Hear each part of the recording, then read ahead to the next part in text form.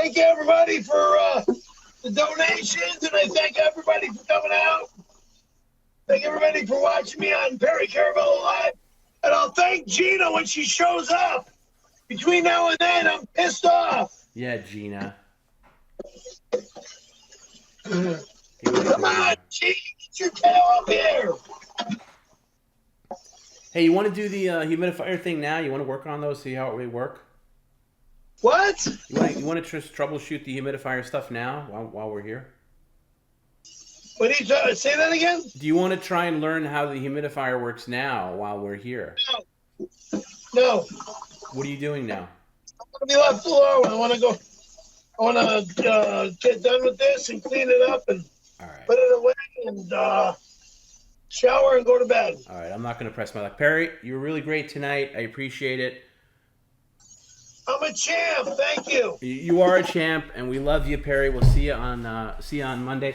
Guys at home, stay tuned for After Hours. Stay tuned for PCL After Hours with me, TomB. I'll come back for a little bit because I'm wide awake.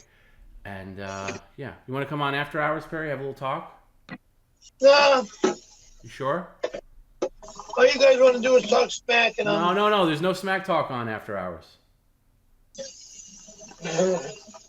I'll tell you what. My new get her tail over here. That's all. I'll call you anyway. For right now, we'll say goodnight. Bye. Good night.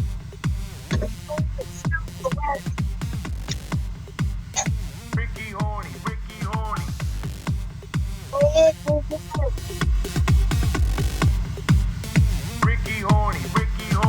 They call me Ricky.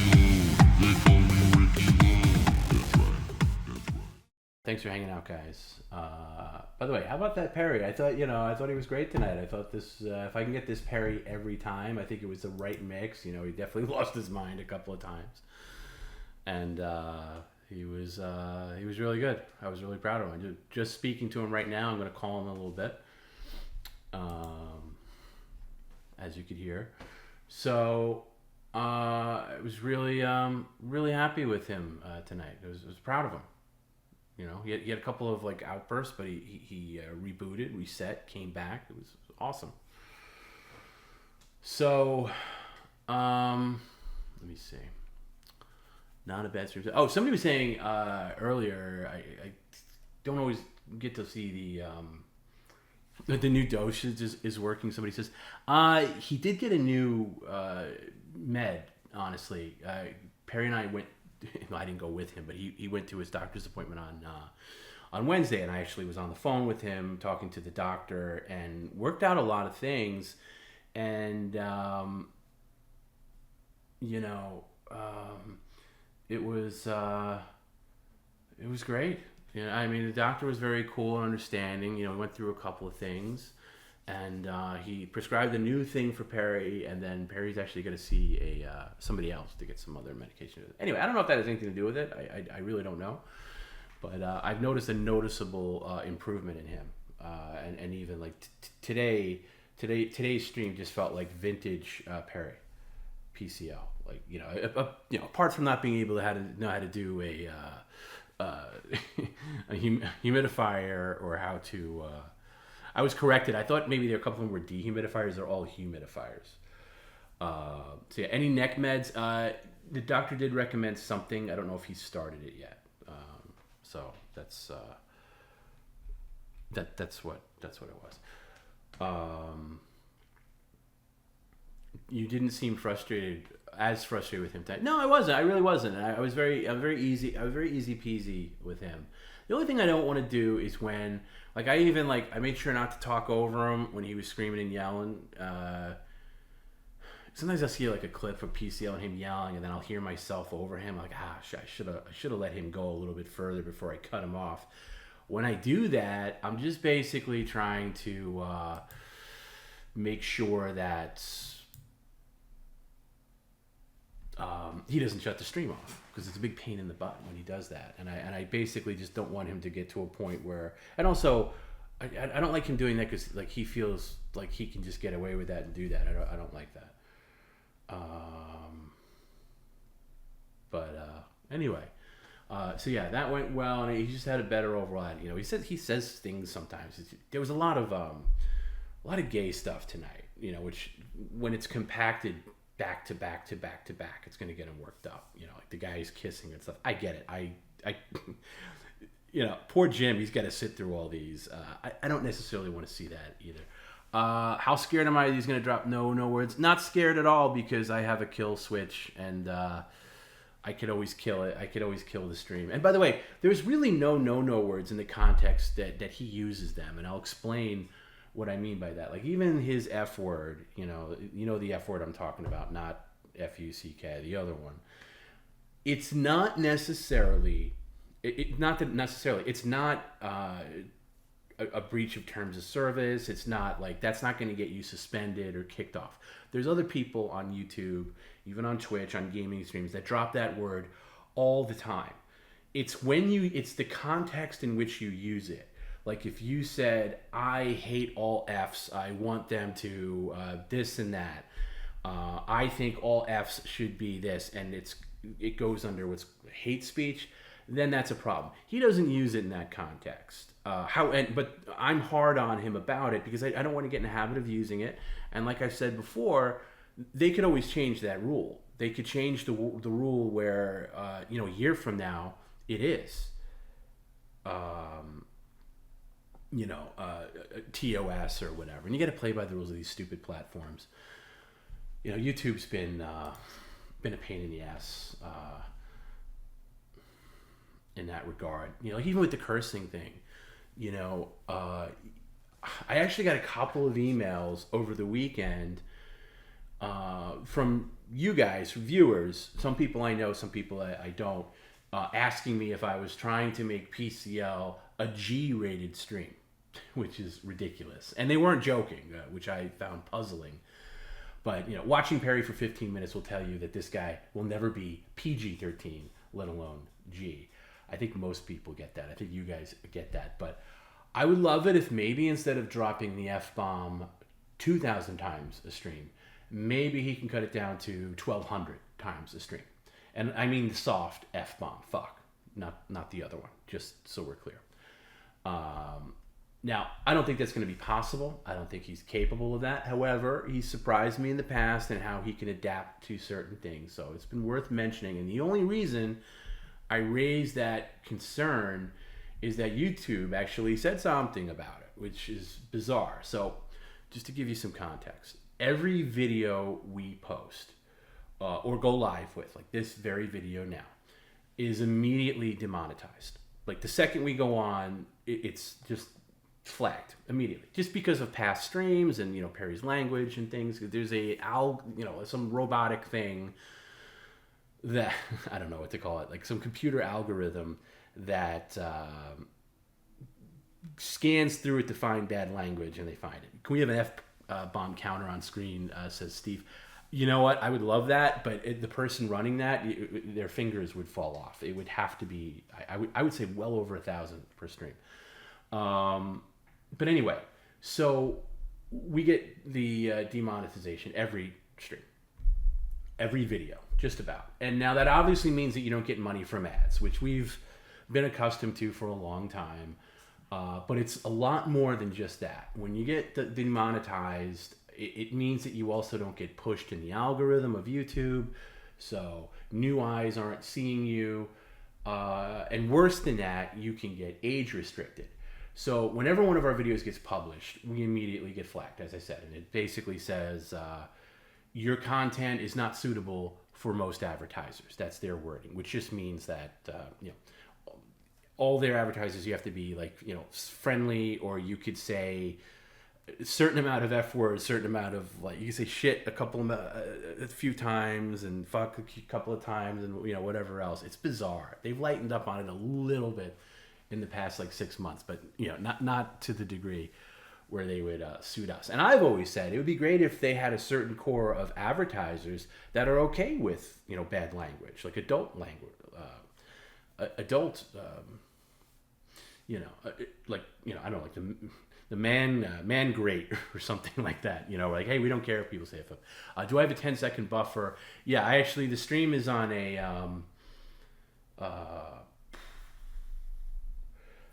I believe it's on a 25-second delay. It's a long delay.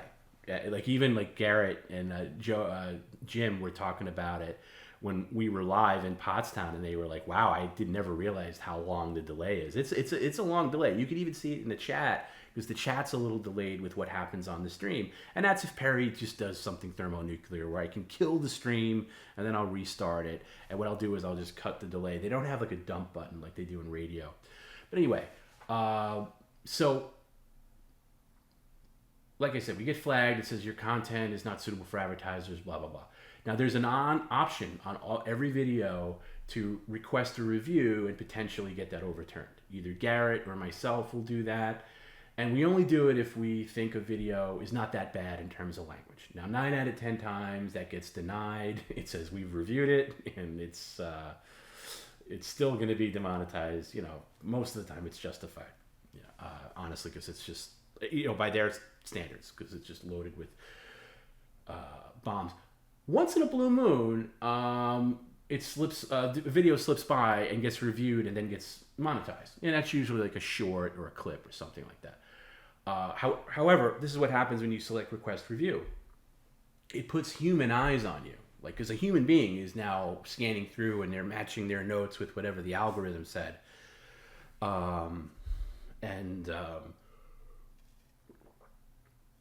they're just cross-checking. I don't know how much of the stream they're watching, really.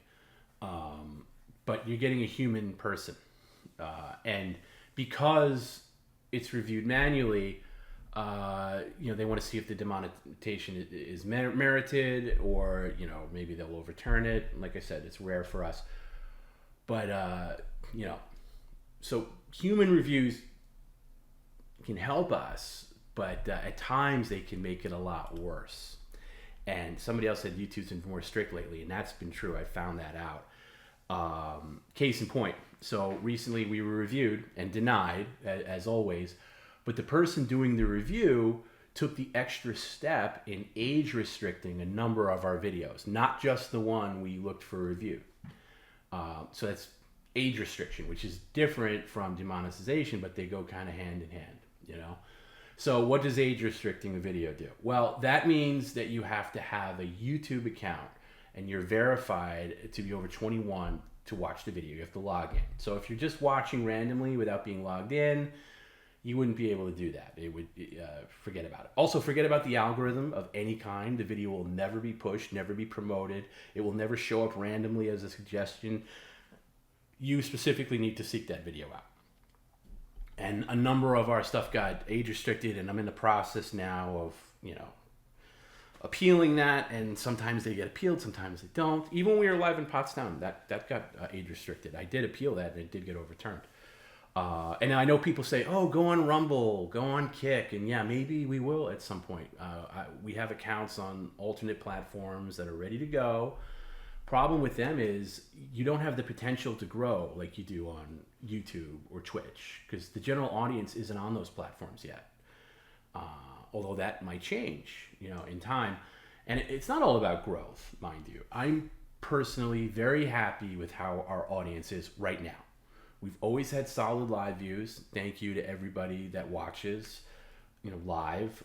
Those views are great. And we have a ton of engagement, and we're knocking on the door of 20,000 subscribers on YouTube. I think we're almost at 18K on YouTube. By the way, please like on YouTube. It does help when you like on YouTube when we're live, especially on Fridays, because that stays up.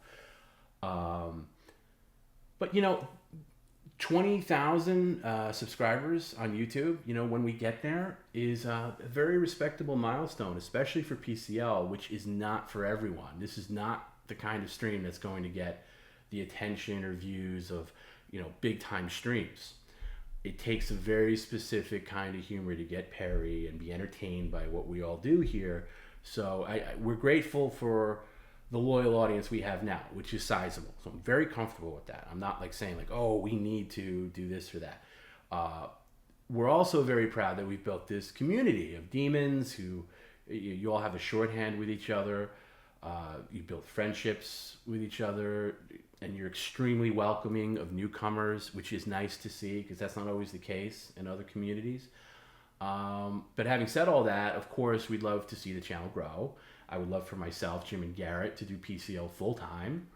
and be able to earn from different revenue streams. But right now, it's just not in the cards. But don't look at it like I'm actively trying to ruin PCL by trying to rein in Perry so we could put Perry on Disney Plus. That's not the case. That's never going to be the case. That's not going to happen. I just want to see PCL grow a little bit. Maybe YouTube lightens up a bit over time. That can happen too, but you can't put your faith in that. You don't put your faith in a big conglomerate like Google, because that's not going to work out. But Perry's not changing. But instead of him screaming like "fuck you, you fucking cocksucker motherfucker," maybe he simply says "fuck you, you cocksucking fuck." Like maybe just lose one fuck. That would be fine. But who knows? And is that so bad at the end of the day? Is that so bad? I apologize for using such vile language on After Hours. I know we have a rule against that, but I'm just trying to make a point. And now we'll get demonetized, which doesn't really matter. I just wanted to make that point. I really try to let Perry be Perry. And sometimes I succeed at that. Sometimes I fail. And this is a live stream with a lot of moving parts, especially on Mondays. It's not always easy. If I seem like I'm trying to make him, less crazy or not scream and yell, it's just that I'm trying to prevent him from turning off the stream at certain points. Or in cases where there's a guest like Tony, I'm trying to prevent him from physically assaulting somebody. Not that Tony can't handle it, he can. And I've said this before. I would love it if I could just run things from my end, run all the graphics, run all the, the comments, and trust Perry to properly engage his audience, react to the comments and media shares, open mail in a timely manner, and check for notes each time, and not dart away and bop around like a lunatic, and basically recognize that he's the host of a very popular stream. Maybe I would pop in with Tom's tips and offers and things like that, but that would be about it. I found out very early on that that's not possible. And with the very early streams, and you look back, especially the first few months of PCL, I was basically just directing him in his earpiece, but that was exhausting. It was Scott, who is our behind-the-scenes executive producer and the godfather of PCL, who insisted that I needed to be on mic. He's like, "You need to be on mic. This is not going to work long term. You got to come on mic." And believe me, I heavily resisted that for a number of reasons. But in the end, he was right. And I started doing that, but would still direct him in the earpiece on occasion, like when I wasn't on mic. And not constantly, just at times where I felt he needed it. Like if he was low energy, I'd ask him, "Hey, pick up the energy." If he wasn't paying attention, I'd say, "Pay attention." If he was brain dead, I'd feed him a line to say something, hoping it would jumpstart his engine. Usually that worked. And if he was raging out, I'd try to calm him down off mic, or early on, I would just lose my cool as well and just yell right back at him and call him every name in the book. Like, "You fucking motherfucker, you better sit back down in that seat, you're gonna ruin this fuck." And keep in mind, at the time I'd be going off like that, I'm still new to PCL to the point like, oh my God, he's finally making money for himself and I don't have to pay for it, and now he's gonna blow it. So I would lose my cool, like, "You son," I would just think of the most, whatever I could call, I would call him the C word, the cocks, you name it. And I would just, but that never worked. Like, that just made him worse. And once in a while it would work. But it's not a good idea to fight fire with gasoline. I've learned that over my time of doing this. So I have a lot more calmer approach now. And there were some really trying times where my temper did get the better of me with him. But over time, I kind of figured it out. And we arrived at the approach we use now. We don't even use the earpiece now at all. And there's times where I wish we still did, just to make the stream better, because I'm a control freak and a perfectionist. And I would love to be able to get in his ear and just say this or that here and there. But I feel it's a training wheel that we don't need anymore. He's old enough to swim in the deep end of the pool at this point, even if he's not the world's greatest swimmer. But sink or swim, Perry's our guy. He's our leader. He's our host. And as a executive producer, director, co-host, business associate, friend, whatever you want to call me. It's my job to keep the boat in the water. And I'm going to do my best to make sure PCL's boat stays afloat for a long time. And hopefully we don't go adrift too often. Please forgive us if we do. But anyway, that's a long way to go to simply state that I have no intention of changing Perry or making him family friendly. That would be impossible, as Perry would say. Impossible. Possible. I just want to give you guys an overall picture of where I'm coming from with that stuff. So that's that. And we'll see. We'll see how things go, because he's been really good lately. 2 weeks ago when we came back, he was a nightmare. So and we're a long way from that. So he was actually very very good. I think I was going to. When we somebody mentioned in the chat about emotes. I'm still working on that. Ludwig got in touch with me, and we're going to work together. And he's going to, he knows PCL very well. Obviously, he's a great contributor, and he's going to help out with some of those. So I just didn't want to rush it. We're getting a lot of new graphics and stuff. Like, I want to do everything from scratch. I want to do new plugs, make them look better, and all that stuff. So yeah.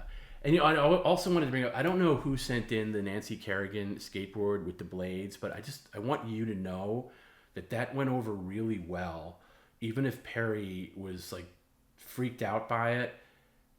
And he didn't give it as much play as he should have, because I know a lot of work went into that. I thought it was really creative and just one of the best mailbags. That's one thing I thought about this past Friday is, Mailbag Fridays, you can get one stream where he just gets, condiments all day, where it's just like, here's mustard, here's ketchup, and, whatever. I thought all the mailbags were great on Friday. They were really funny, and they really added a lot to the stream. And I felt bad about the Nancy Kerrigan, because I know that person worked really hard on it, and it's really funny, and it's really good. And I just want that person to know that it went over really well. A lot of people, like people that I know that watch the stream, were like, wow, that Nancy Kerrigan board was a masterpiece. That was really good. And I told Perry, please don't throw that away. Please keep that a little while. And I knew, there's just, I can't be on top of him 24/7. So I guess at some point, he tossed it, which is annoying, because it was a really good thing. But I just want whoever I don't know who that person is who sent it, but I just want you to know that I really think that was extremely creative and funny, and I know a lot of people did too. So please don't feel bad that Perry trashed it. I thought it was really good.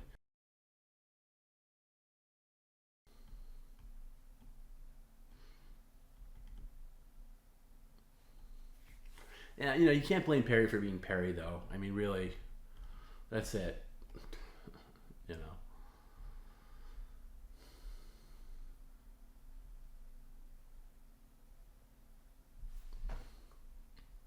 Actually, let me see. I did tell Perry. I was on the phone with him while I tried to lower. I was trying to lower the music and get Perry on speakerphone, but I wanted to tell him that he was going on After Hours, so I'm going to just call him real quick now, just to say what a nice job he did.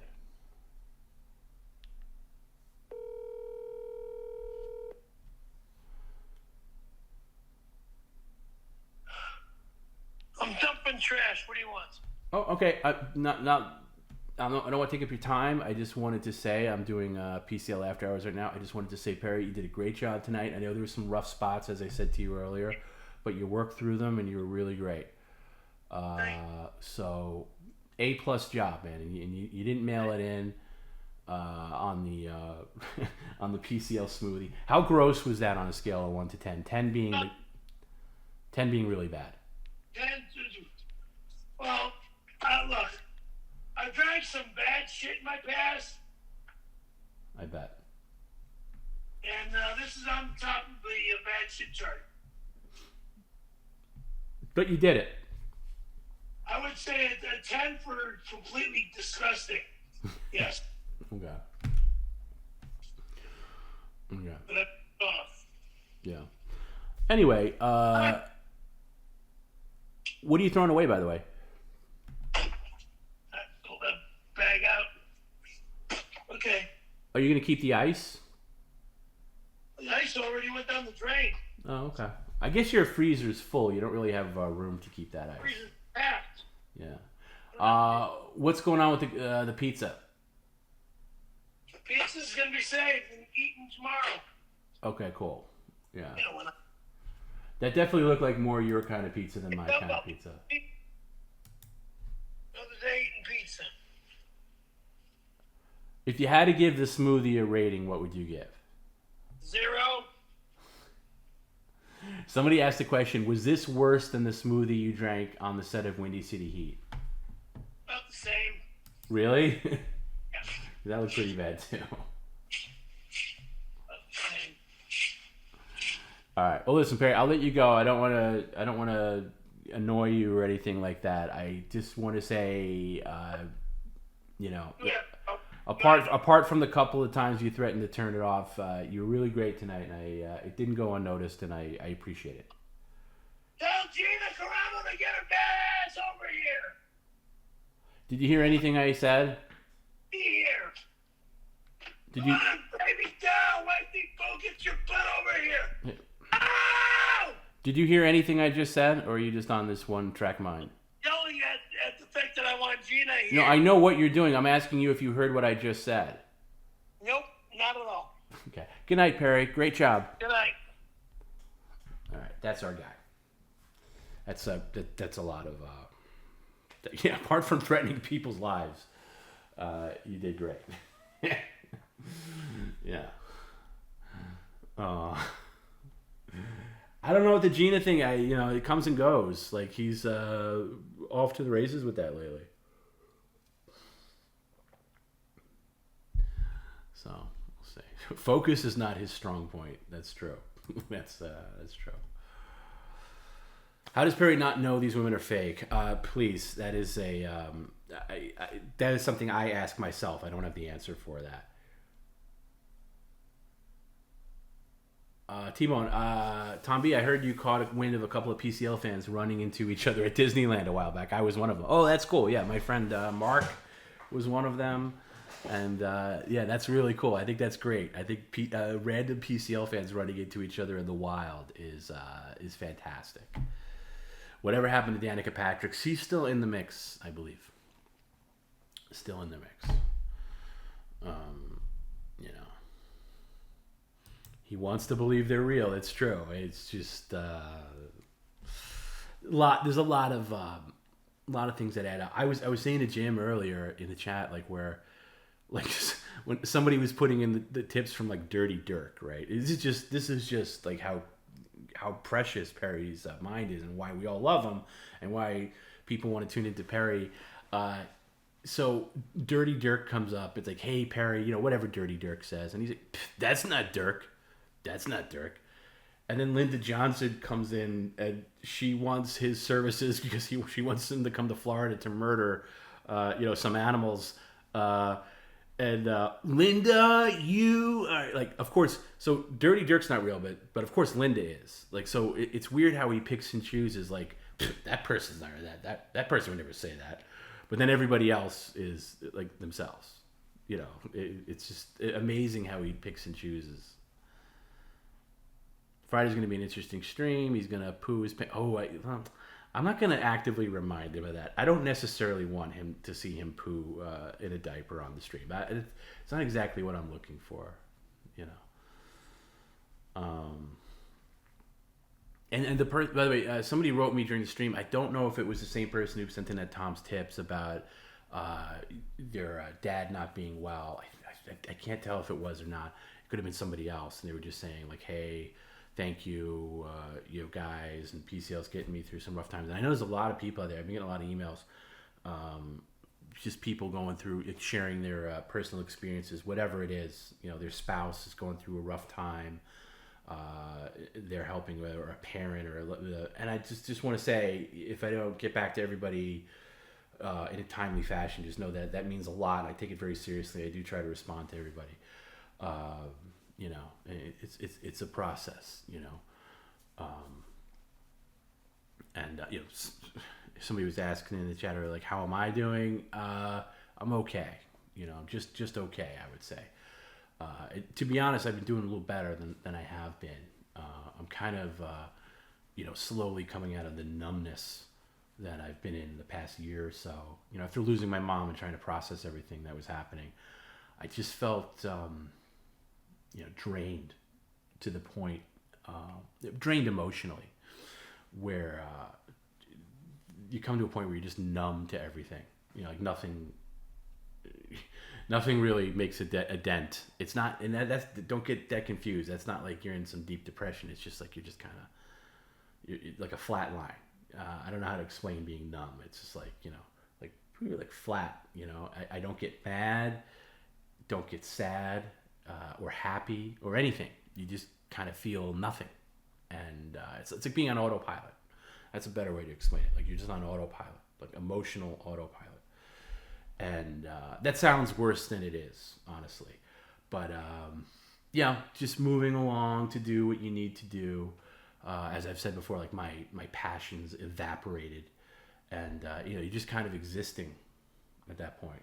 Nothing more than that, just existing. Like you're doing your routine things. You're getting up in the morning. You're getting changed and showering and eating and doing whatever you have to do. But you're not like really affected by anything, which is kind of a superpower in a way.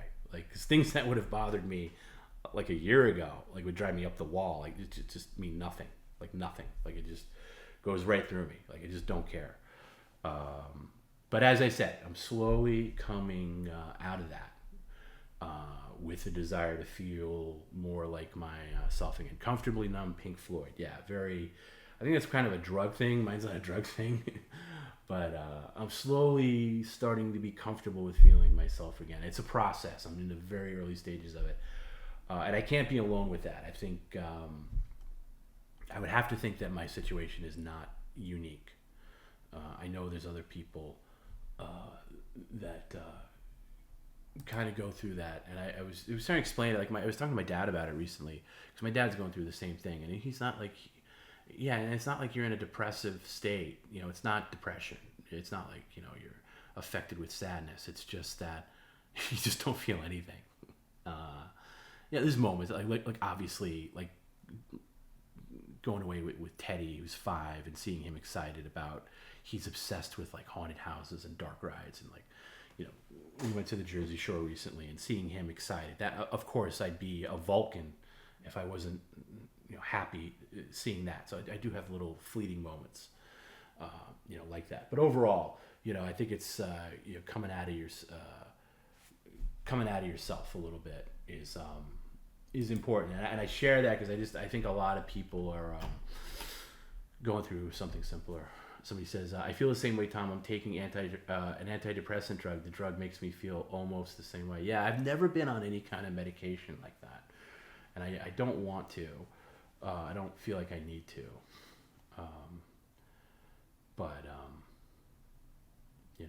Star Trek versus Star Wars, TomB. I'm always going to go with Star Wars, especially Empire Strikes Back and Star Wars. The first 2 films mean the world to me, and I feel more emotionally invested in Star Wars. However, Star Trek is better. If I'm speaking in strictly analytical terms and removing emotion, Star Trek's better. There's more good Star Trek than there is Star Wars. A lot more. You got the original series, Star Trek: The Next Generation, Deep Space Nine, which I haven't seen, but I hear is great. I've talked about my unabashed love for Voyager and even Enterprise. There's a lot better in Star Trek, and Star Trek has been less ruined than Star Wars. But I'm always going to go with Star Wars. The characters mean more to me. Take magic mushrooms. Yeah, not for me. I'm not into that. Like, I've never done like LSD or anything like that. I just can't. I can't do it. I don't even drink. Like, that's the thing too. It's like even like feeling this like numbness thing. I don't really drink. Like I don't. I've been into wine lately. White wine. No, white wine. Why did I say that? Red wine. And because I'm mainly a beer drinker, mainly a lager drinker, but I've slowly now, like I went out to a steakhouse last night because I had some friends in town, and we got a house bottle of their Cabernet, which was very nice. So I could do that now and again, but I'm gonna take a little pause from drinking it all.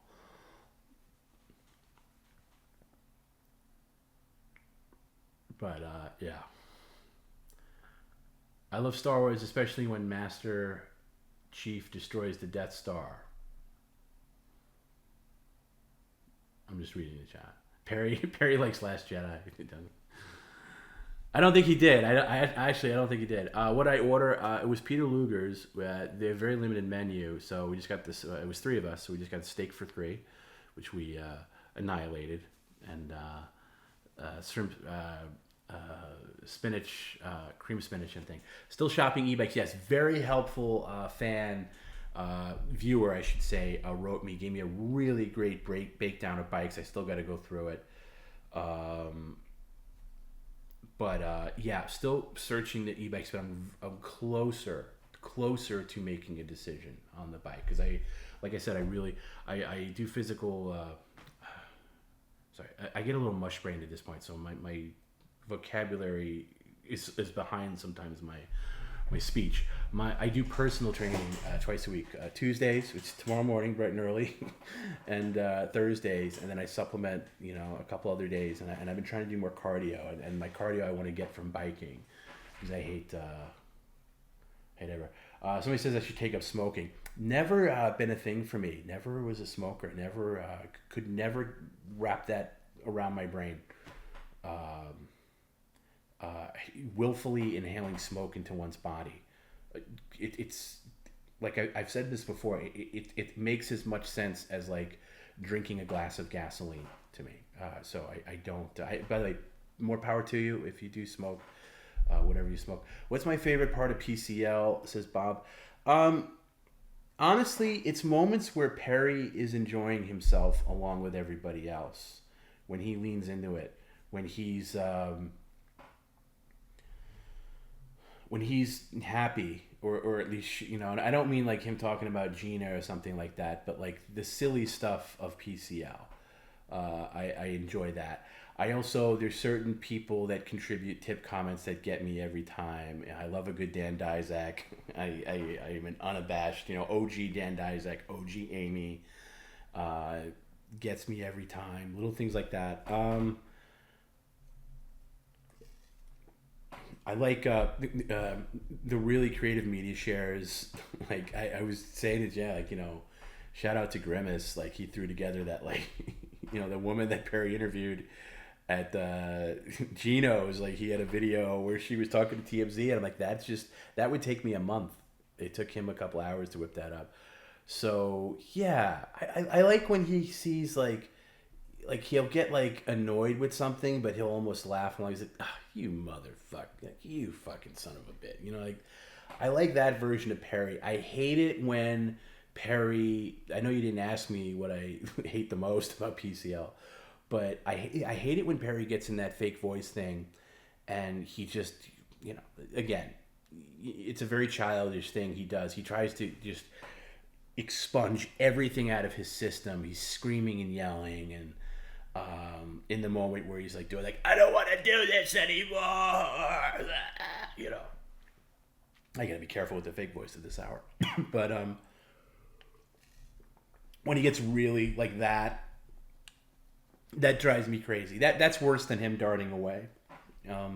Because I don't ever want to make PCL like if somebody turns in for the first time and they're just seeing this guy get out of my house, get off my computer, we're done, I don't want to do this anymore, yes, and I get that that's entertaining, but I just feel like I always look at that as like someone's tuning in for the first time and seeing this guy like, oh my god, Perry's being tortured and forced to do this at gunpoint, and it's not the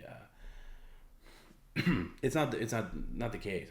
I want him to enjoy it to a degree, and I want him to enjoy the success that he's had in the past couple of years while doing this stream. That's the whole point of this. So, I know he's not going to get it in the moment,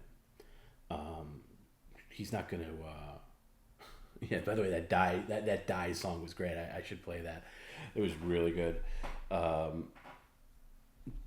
Yeah, so basically, I just don't want him to look like he's being tortured, or something, or like forced to do something he doesn't want to do. And I always worry about, like, me personally, I have a personal vested interest in this more than anybody can really understand, because nobody, no matter who it is, however close you are to PCL, it's like nobody was with Perry and I 3 years ago when things were really bad, when, nothing, I lost my job, I couldn't afford to pay him anymore, pay his bills anymore, and there was just no light at the end of the tunnel. And I never want to go back to that, and that's what I live in fear of. And when he gets like that, that fear kind of creeps in, like, what am I going to do with this guy? Like, he could like torpedo this, and now what am I going to do? How is he going to earn a living or whatever? So, all that stuff goes through my head. So I hate that. Obviously, I hate when he darts away. Lately I've become a little more, all right, he wants to dart. What am I going to do? Let him dart. But yeah. Have I considered singing for Black Magic and Ends? I think I'd lose my voice. I don't know. I don't know if I could do that. It's hard to keep up for a long period of time. The fake voice Perry impression specifically is very difficult to keep up. It's not not something I would recommend doing. Our camera upgrade is still coming. Yeah, so he has like Prime Day. I ordered a couple of Ring cameras, both indoor and outdoor, because those are the easiest things. Like, look, we saw how hard it is. Perry can't fill up a humidifier. Perry can't figure out how to turn the camera on. I can't have a complicated setup in his apartment when he's the only one there and he has to troubleshoot. It has to be easy, and it has to be automated. And in that realm, there's very little you can do. Like, if we all lived in a content house together, or like we had like a warehouse that we used as a studio, we all lived nearby, no problem. We could just come up and fix it. But Perry's got to be,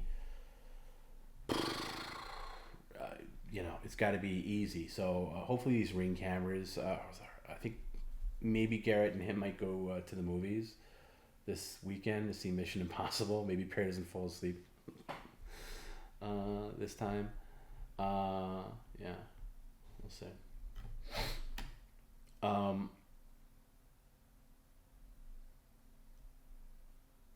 If I hit the current Mega Million, a jackpot of 800 million, would I still continue PCL? Yeah, I would. Absolutely, I would. And I would put a lot of money into PCL. Yeah, there's indoor Ring cameras, Steve, and the only unfortunate thing with the Ring cameras is the microphones are garbage on them. But hopefully his other mic can pick it up. So, will Perry see Barbie? I don't think there's any plans for that at the moment. Wait, Jesus, Perry reacted exactly how I was hoping to the Four Horsemen media zone. Good, I'm glad. TomB, do you love Perry? Not in a gay way. Of course I love Perry. I love Perry unconditionally. And, if you have people in your life that you love unconditionally, you know that, you put up with a lot of stuff, and real talk with Perry, Perry does have all the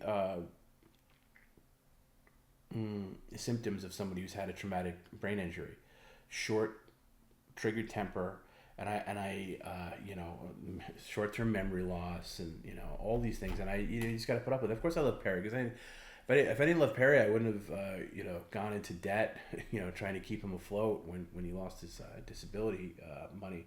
So yeah, of course I love Perry, and I no matter how much he pisses me off, or no matter how whatever anger or resentment I'm feeling towards him in a brief moment, I get over it instantly, because I do love Perry, and I think a lot of people here do too. And I want to see him do well, and it's just a thing. If Perry never existed, where would I be in life? I don't know. I would like to think that I would have focused on other things where I gave up on over time. So I don't know. Do I worry about Perry's long-term health? Yes, of course I do. I worry that he, dementia runs in his family. I worry that he's, going to get, as Perry would call it, old timers or like Alzheimer's or something like that. I'm very concerned about that, like old man Perry. Because, that's the thing. PCL runs for as long as it does, and I hope it runs a long time. But I've got Perry for life. No matter what happens, I've got him for life. And, like as you guys know, his family are mostly garbage, so forget about his brothers. They're out of the picture. And even his cousins that he's close to, they're a lot older than Perry. They're a good 15, 18 years older than Perry. So I'm going to be the one, taking care of him, much further down the line. And I'm very cognizant of that. That's why I'm very fixated on, even like generating more revenue for PCL, where I want him to have a nest egg. Like, God forbid something happens and PCL goes away in an instant, I'm back to sweating it and worrying about how he's going to live month to month. And I don't want that. I want him to have a nice retirement fund that he won't ever have to worry about anything like that. Weavy G says, I love Perry even if he thinks I'm a jagoff. Yeah, to believe me, I think I'm a jagoff too sometimes. So, yeah, that's it. But I have a hard time thinking about what PCL will look like a year from now, let alone 5 years from now. So one week at a time. Do you think we could ever get the real interview with RC telling his side of the story? Yes, I do. Did Kenny actually steal Perry's land, or is that just a meme? Nope, he actually did. Kenny is a piece of garbage. That was true. That was not for the stream. That was not a gag or anything like that.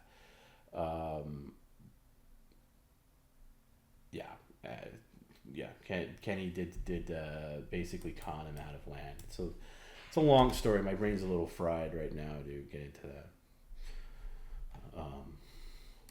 Forgive me, as Perry would say.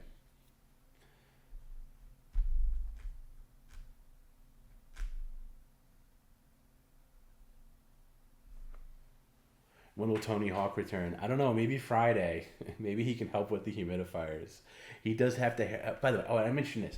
So Perry's pink hair. We're getting people like, oh, so are you guys scamming the pink hair? Because I donated $10, back in April, and it still hasn't happened. Well, you can have your $10 back if it's that important to you. But we are going to do it. Obviously, we're working with Perry here, who's a nightmare. And we are going to do the pink hair thing. It's not going to be done in a salon for $500. That's not going to happen. But yes, it will happen. It's going to happen soon. And we're going to see how it works. Maybe it's a kit that you buy. It's going to be an over-the-counter kit. It's not going to be a professional job. And I would like to see Tony Hawk do that.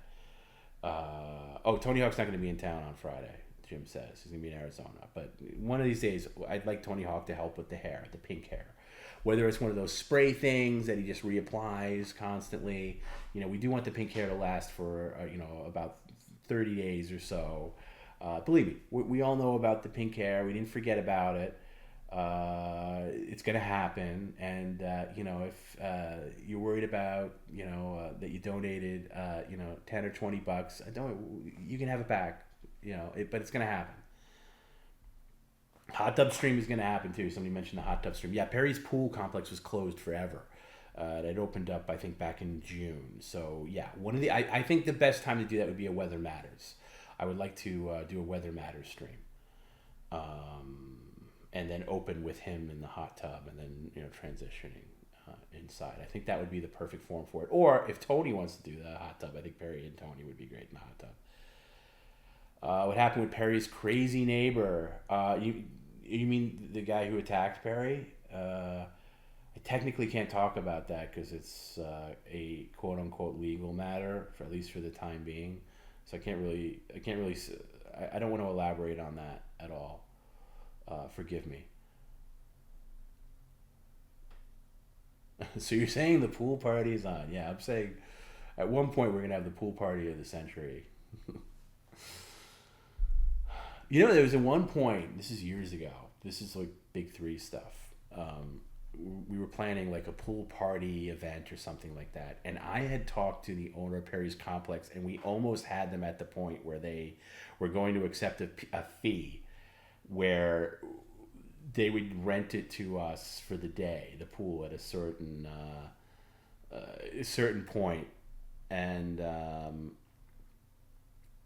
they were in agreement. Like the manager was on board. It was a different manager at the time. This is like 5 managers ago, by the way. And then they came to their senses, and they were like, "You know what? We looked into this. No, you can't do it." But we had like raised a bunch of money, and like, hey, can we do it? Because they do it at the time, all the time. There's like a family party by the pool at like any apartment complex. So I had the bright idea of like kind of sweet talking. I'm like, hey, listen, for X amount of money, can we have the whole pool area at Perry's apartment complex? And they're like, yeah, okay. How many people roughly? And the number of people was growing and growing, and I was like, oh yeah, maybe about 20, when realistically it would be closer to like 60. And anyway, they cut that off. That was not going to happen. So yeah.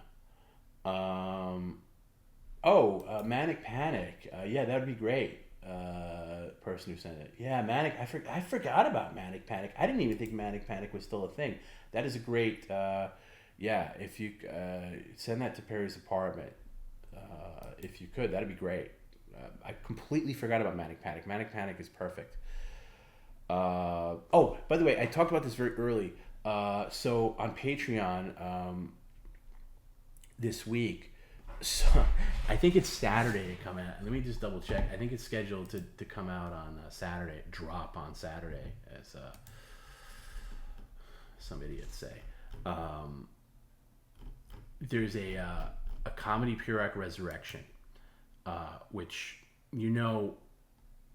it has its hits and misses, and this coming one is very interesting, especially if you're like an old school Big Three thing. Let me see if I can find it here. Give me a moment. Yeah, okay, it's coming out this Saturday. On Patreon, patreon.com/Perry Caravello. Do I have a thing? Yeah, patreon.com Perry Caravello. So it's Perry's old,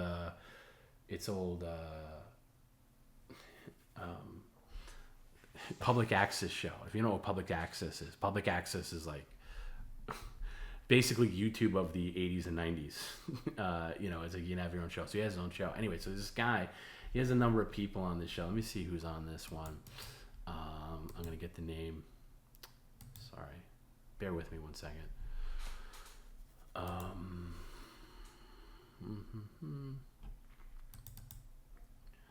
forgot about it. I meant to talk about this earlier. I forgot because I do want people to know about this. So, okay. This is show number 14. Joey Gaynor, Steve Pearl, and Swan.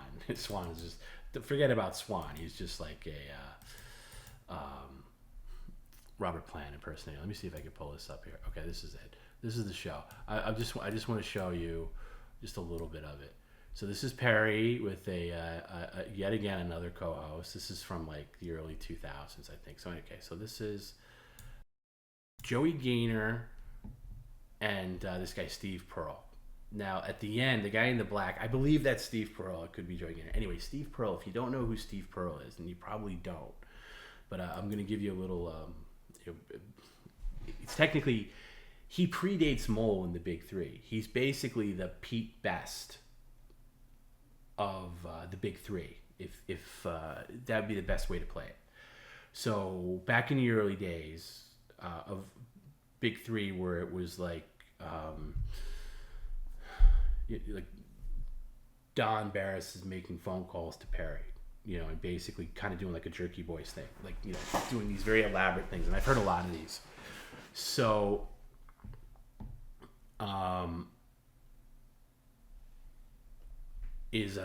sorry if the volume was loud. I'm sorry. Yeah, these videos are like real crazy loud. I'll try to lower the volume here when I play it. Drink like that. I would. You got a pen? I got to pick some horses. I do.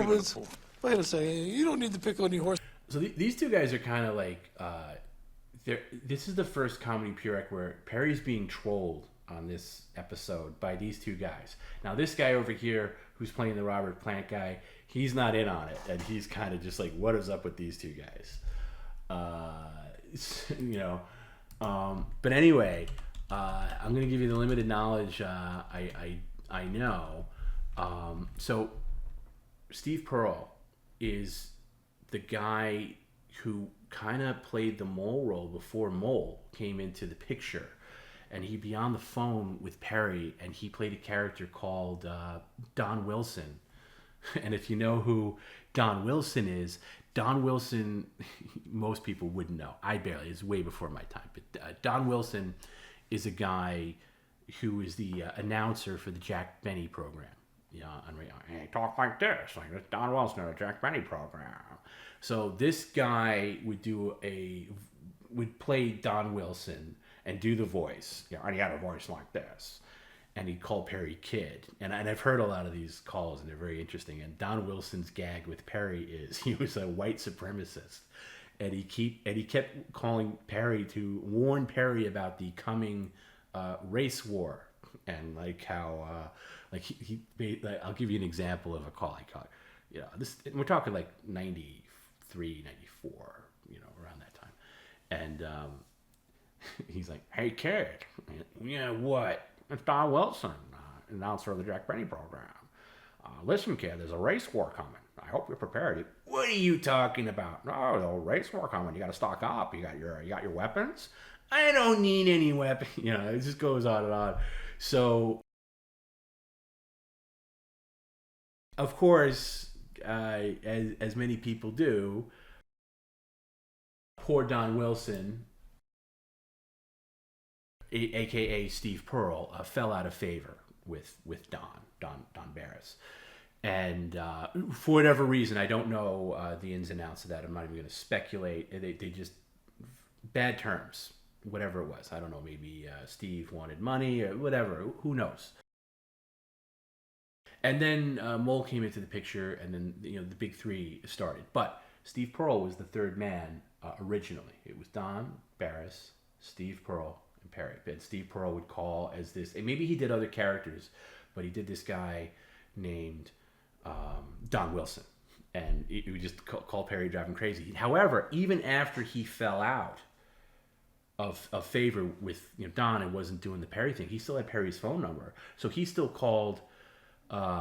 He still called Perry on his own, like Rogue. I guess similar to PCL in some people's perspective, where like Don's like, oh, once you're out, this guy Steve, he would speak very ill of Steve Pearl, like he would never release anything with Steve Pearl or anything like that. It was a whole thing. Anyway, it's very interesting to me, at least, that he would still call Perry throughout time. So even on this show, and I don't know if I could scan to a point where he was playing voicemails from the guy, just so you can hear the voice. Right now, we're doing a freaking show here. Oh, all right. All right, you want to ask him a question?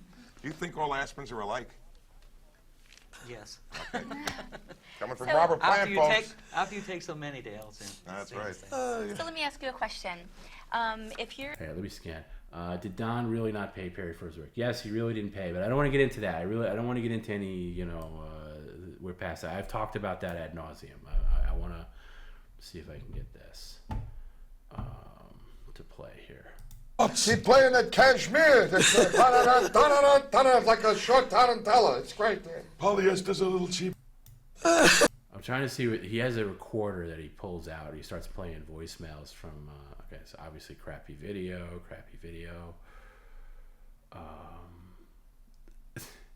These guys are just totally like shitting on Perry the entire time. It goes all over Perry's head. This guy who's playing Robert Plant has no idea what's going on.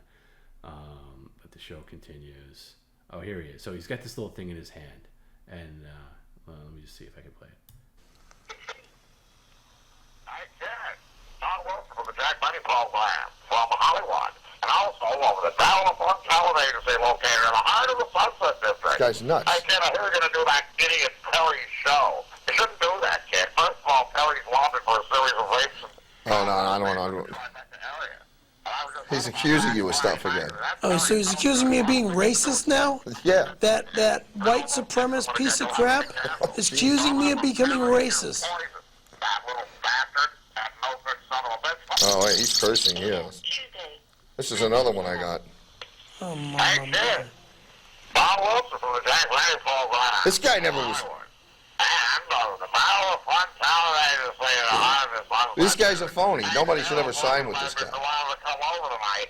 I got a great videotape of Triumph of the Will. Oh. I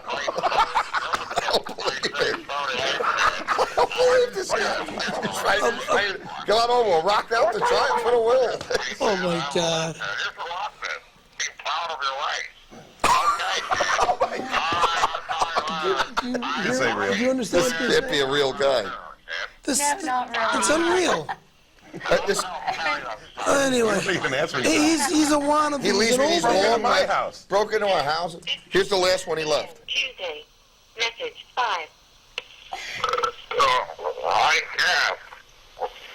Don Wilson from the Jack Lanning The program. batteries are going real. That was a wild, fun agency on the south side of the Heart District. Hey, Drunk. yes, I'm a drinker. Hey, I didn't read all that stuff about Perry. Kill him. You guys are a waste. Anyway, it's not his fault. You guys are a waste. Who knows when he was touching that little boy? Oh, no. He broke into my house. Yeah. I came home one night, those videotapes scattered all You over leave the a floor. key. Leave a key for somebody else, and he comes over. Oh, anyway, without playing the whole thing, it's like, so I guess the guy in the middle is Steve Pearl. The guy in the end is Joey Gaynor. Anyway, so I think this is my favorite episode of Comedy Period Resurrection. I haven't seen them all. This is my favorite. Because and the Robert Plant guy just wants to promote whatever he's promoting. He's miserable. His female co-host has no idea what's going on, and they're kind of just playing around with Perry. Anyway, that's going to go up on Saturday. Patreon.com/Perry Caravello. Thank you to everybody who signs up for Patreon, because Perry and I split Patreon, so that's kind of how I earn any kind of revenue from PCL is from Patreon. So thank you for that. But yeah, so the character that Steve Pearl's playing is like a drunken Don Wilson. He's like, "I'll be proud of your race, kid." He's this white supremacist guy that's always trying to, and to give credit to Perry, he really doesn't buy into it too much. But he's like, he's trying to like you heard him on there, get him to watch Triumph of the Will or something like that. Really funny stuff. I don't have any contact with Steve Pearl, but I would imagine he has a good bank of those calls. I can do a pretty good Don Wilson, just based on those that I've heard. Like, "Hi, kid," and I've always wanted to call Perry as that guy, just to see if Perry would remember him from all those years ago, and just call up Perry and just be like, "Hey, kid, long time no see. I hear you're doing a thing called PCL. How's that working out?" Just to see if he would know who it was. I would actually do it right now, but I think he's in bed. But I kind of want to try it. Maybe after this episode comes out on Patreon, maybe I'll just try it just to see if he remember. Because he could just be like, "Who's this? I have no idea who it is." Or be like, "Oh my God, I haven't heard from you in years." "Well, the race war is still coming, kid. I hope you're stocking up." just I just find it funny. But anyway, if you do or do not follow Big Three lore or history, Steve Pearl is a part of it. He's like Pete Best was the drummer in the Beatles before Ringo Starr. So Steve Pearl is the Pete Best of the Big Three, because he predates Mole. And then when Mole got involved, I think whatever, that obviously Mole's a genius, and that went on to what it was. But I don't like taking other people's bits necessarily and like doing like a whole voice thing. But I just out of curiosity, I'd like to see if Perry knows. Like if and you got to commit to it too. I can't like laugh or anything like that. Just be like, "Hey kid, how you doing?" So I don't know how long that went on. I think it was like maybe the first 2 years of if you want to call it the Perry Project, where it just existed in phone calls. It was Steve Pearl and Don Barris, and they would work together, sometimes separately. And like I said, after Steve Pearl was kind of pushed out or asked to leave or whatever happened there, whatever the disagreement was, he still made calls to Perry on his own. Of course, I don't know anything about them. I don't know where they went or where they are. I just think that that's a funny angle. The announcer of the Jack Benny program as a angry, bitter, drunken white supremacist trying to convert Perry and warn him about the oncoming race wars. Be proud of your Ray. All that stuff. I think it's hilarious. Somebody said they saw Steve Pearl live. Steve Pearl is pretty funny. I saw him once at a shitty room in 2006. Blue Iris was there too. Oh, that's interesting. Yeah, because very bad terms, by the way. Steve and Don Barris, unsurprisingly. Yeah, somebody says, I'm sure him and Don left amicable. Yeah, no, definitely not. Not from the stories that I've heard from Don. Yeah, he's a stand-up, and his name is actually on the Comedy Store. His name is, the people that the paid regulars that get their names in script written on the side of the Comedy Store. His name is there, Steve Pearl. So he definitely. I don't think he lives in L.A. anymore. But he's definitely part of Perry's past, Perry's history. I wonder if he knows about PCL. I wonder if he's ever seen wow, Perry's thing. But anyway, I just thought that was funny. So that's the next episode of the Comedy Purek Resurrection. That's going to be on Patreon. It'll drop on Saturday. I said earlier how much I hate when people say when things drop, and I just did it again. Steve Pearl wrote Robin Williams' act for a while. I didn't know that. Yeah, but I'm sure he's very funny because that was always funny. And maybe he did other voices. I don't know. And I'm sorry. I'm just giving the story that I know as it was told to me. Stuttering John is upset his name is not on the wall of Comedy Store. Is that true? That's crazy. He doesn't. He has no business being on that wall. And I say that as someone who actually likes John. I don't hate Stuttering John the way other people seem to. I respect his legacy as part of the Stern Show, like that guy. Whatever version of himself he is now doesn't take away how good he was on the Stern Show, because he was good. But as a comedian, give me a break. I mean, I've seen him do stand-up. It's I'm not going to say anything. I try to stay out of that. I'm a little over the Stuttering John stuff. But yeah.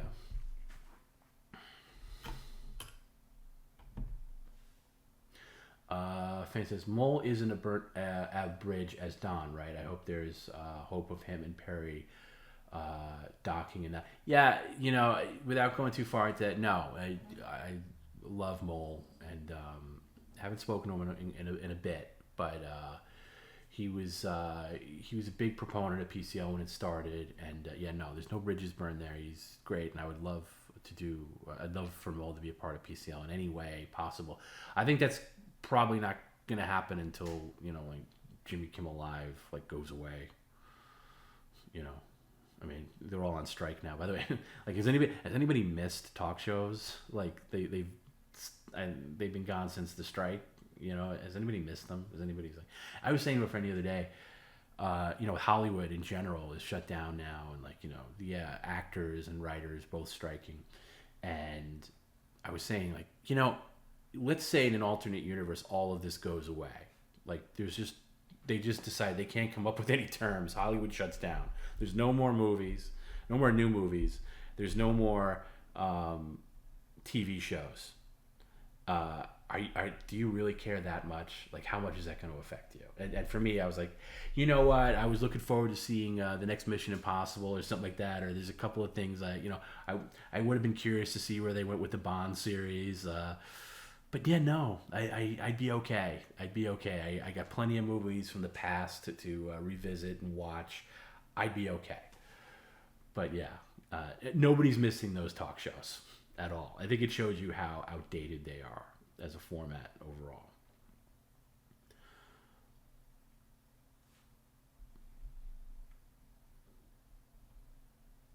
Maybe the strike will stop Hollywood from making horrible remakes of great movies. I don't think so, because it's a license to print money for them.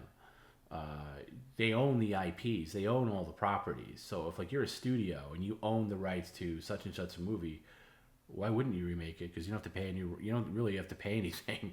You know, you just get a rewrite and just smash it out there. So that's always going to be unfortunate. Is it possible for a 7-Up to be a banned item? No, I don't think so. I tried to tell him about the dangers and perils of 7-Up, but he has it in his brain that it's a stomach settler. His mom instilled that in him years ago, and that's not going to be undone unless he hears it from somebody that he respects, on that way. Hollywood sucks, and they ran out of ideas. Let them die, somebody says. Yeah. I mean, I don't know.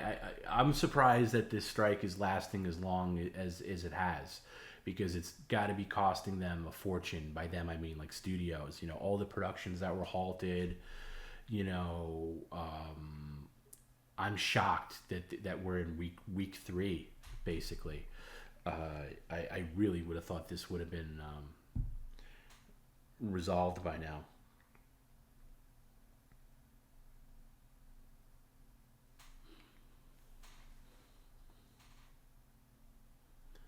Anyone watching Shark Week? You know, I used to love Shark Week, and I haven't watched it in years, probably well over a decade. I mean, what's left to discover about sharks at this point? There's this play that's coming on Broadway for a limited time at the end of July through October, I think. It's called The Shark is Broken, and it's a play about the making of Jaws, and the guy who I think co-wrote it is Robert Shaw's son, who, forgive me, I don't know his name, but I'm telling you, this guy is a dead ringer for Robert Shaw, who plays Quint in Jaws. And basically the movie's about Robert Shaw, Roy Scheider, and Richard Dreyfuss sitting around on the set of Jaws, and that's the whole play. And they did it in the UK last summer. I remember seeing clips of it. I was like, oh my god, that looks so great. This guy's like just looks exactly like his dad. And so now they're gonna be on Broadway. And I called my buddy up and I was like, hey, we gotta go see this. I want to see if I can pull it up here. Oh, Ian Shaw is his name. Okay, Ian Shaw is his name. I'm gonna see if I can pull this real quick for the stream, just so you can see what I'm talking about. And I'm not a big Broadway guy. I hate plays, especially if they break into song. This is not song. This is just dialogue driven. I think it's 90 minutes without an intermission or anything. Let me see if I can pull this up. Just so you guys, I know some people probably don't give a flying F about this, but everybody knows Jaws, right? Even if you haven't seen the movie, you kind of know what it is. Let me see if I can pull this up. Okay, this is just the trailer for the play. I think this is like the British one. Let me see if I can. I don't know if I have to resize. I probably have to resize this. Yeah, big time. Let me see if I can get on this one. Give me 1 second. I don't have a production team behind me. I'm a one-man show with this stuff. Hang on, let me see if I can string. The USS Indianapolis, June the 29th, 1945. 2 torpedoes from a Japanese submarine slammed into our side. We was coming back across the Pacific from Tinian to Leyte. Damn near 1,100 men went over the side. Lifeboats was lashed down so tight for the bomb run we couldn't cut a single one adrift. There was no rafts, none. Oh, for God's sake, I can't say this. It's duller than my tax return. Now, that's Robert Shaw's son, Ian Shaw. And you tell me right there he doesn't look and sound exactly like his dad. So this is the play. They're in the boat, in the famous scene where Quint does the Indianapolis speech. And the whole play takes place in the boat. It's unbelievable. Who gets top billing? Oh my God, you screwed us. Your name's higher and in the middle. Bingo! Saints be praised! You're like a truffle, big boy! Boy, you are such a bad loser. Let me many kids do you have? 9 so far. You're gonna need a bigger boat. What do you think it's about? What? This goddamn movie. It's about a shark. Do you really think they're going to be talking about this in 40 years?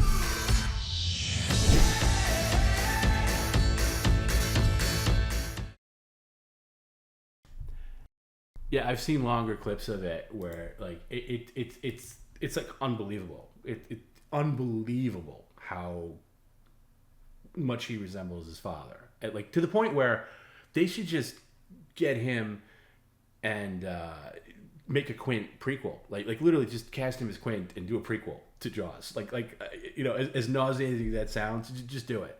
It's an exact match. It's as if they went back in time and ripped Robert Shaw out of 1975 and put him into that. It's just great. So anyway, I'm definitely, but it's not. It's a small play. It's a small theater. Tickets are like they're like $100 for a decent seat. It looks really good. So one of these Saturdays, I'm gonna go with a friend of mine who's a big Jaws fan like I am. It's just so I saw that it was coming to. Yeah, Cameo. You should be on Cameo. It's a good call. You should just do Cameo as Quint. Like honestly, I mean, it's amazing. It really is amazing. It's one of the. It's the best. Relative of a famous person who looks the most like that person. So, anyway,